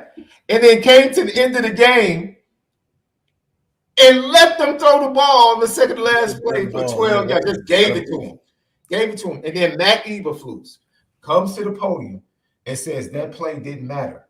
All that matters is the last play if we knock the ball down. I said, get this dummy out my seat. Get him out of here. Get him out of here. Dummy out my seat. I'm done with him. I'm done with him. Immediately. Wow. This is what I'm dealing with, Left. Wow. I mean, it was such a heartbreaking loss. Because y'all scored and y'all were talking stuff, Caleb yelling and screaming, everybody hype. And then people being mad. I'm not mad at all. Jaden Daniels should turn to y'all sideline and talk that talk. Oh, he was. Because he was on the sideline with 25 seconds looking like, damn. He threw that thing. He went straight. I'm talking about turn straight to him. Yeah. Because y'all deserve it. Why do y'all give up 80 yards? If there are Bears fans in here, stop begging for a holding call. Go watch the touchdown run for DeAndre Swift. Cole Kmet literally held Sanders Steele. Severus Oh, still when he trying went to down get the away. sideline. Yeah, Severus still trying to get away, and he's like, dude. Yeah, because I thought he was about to run out of bounds, get pushed out of bounds. He just it kind was of a hit the corner and kept going. clear holding call that didn't get called. So you got one early, and no one's gonna call on a Hail Mary. They're not calling. They're not calling holding, bro. They're not calling. Unless you pull somebody down to the ground, they're not calling. They're not calling that. Just what a bad situation. But that's the type of stuff gets you fired. Because it's like, if you can't do this, I don't want to see you for the rest of the season. Let's do it, Matt. Eberflus. That play didn't matter. They gained 12 yards that took them from the 35 to the 48. What are you talking about? Even worse, you're on the 1 yard line. It's so hard to get down there, and you hand it to the lineman. Why is that the call? Why are you handing it to the lineman on the 1 when you haven't gotten down there all day? You just sacrificed DJ Moore taking a big shot, great play, and you hand it to the line. That's bad football. Then you come back, get back down there, 3rd down, you do a quarterback run. Because of what? Caleb almost slipped out the play before, so you're like, oh, let's just go quarterback run. That's bad play calling. What are you doing? Caleb Williams is not fast at all. At all. He's not. I'm not calling no game on the line, 3rd down for a quarterback run. That's silly. That's silly. So y'all made enough mistakes to deserve to lose that game for sure. Left, man, the internet is crazy, bro. And I just want to say that there is no way in the world that we need to be out here shaming people when they're supposed to be applauded and celebrated. We shouldn't be doing that. There's no way we should be doing that. And we have to do better as a people, man. We just have to do better, man. Because I don't have time for this type of stuff, bro. Why do we have to deal with shaming people when they deserve flowers, bro? Why are we dealing with this? So I present none other than the internet that just refuses to chill, bro. What is this, bro? No, they got the way you threw the lob up doing the same thing. Like, oh my gosh. Bruh. Come on, man. Come on, man. That man looks like Han Solo when he got frozen by Jabba the Hutt, bro. Straight up. Straight up. It looks just like his head. That's what I'm like. Where they? This is how Han Solo looked to the left of Jabba the Hutt when they came to free him. What was the no way D Wade approved this. I just can't believe it.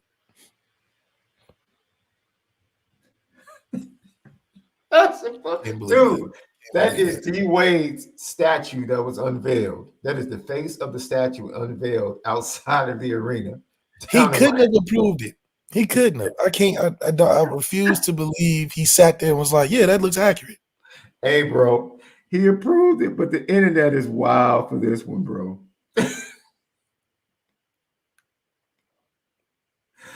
Eric Spadell, thank you for the super chat. What up, LL boys and LL Nation? We're hosting a playoff game if Riley Leonard keeps not smiling during the games. Go Irish and have a blessed one, y'all. Eric Spadell, we love you, boy. Appreciate you. Yeah. Left that. I saw this one and I said, come on, man.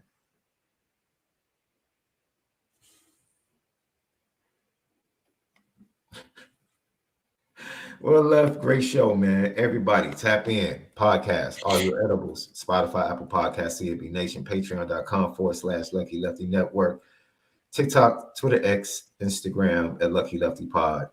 Subscribe on YouTube. Hit the thumbs up. Leave your comments, questions. We respond to all.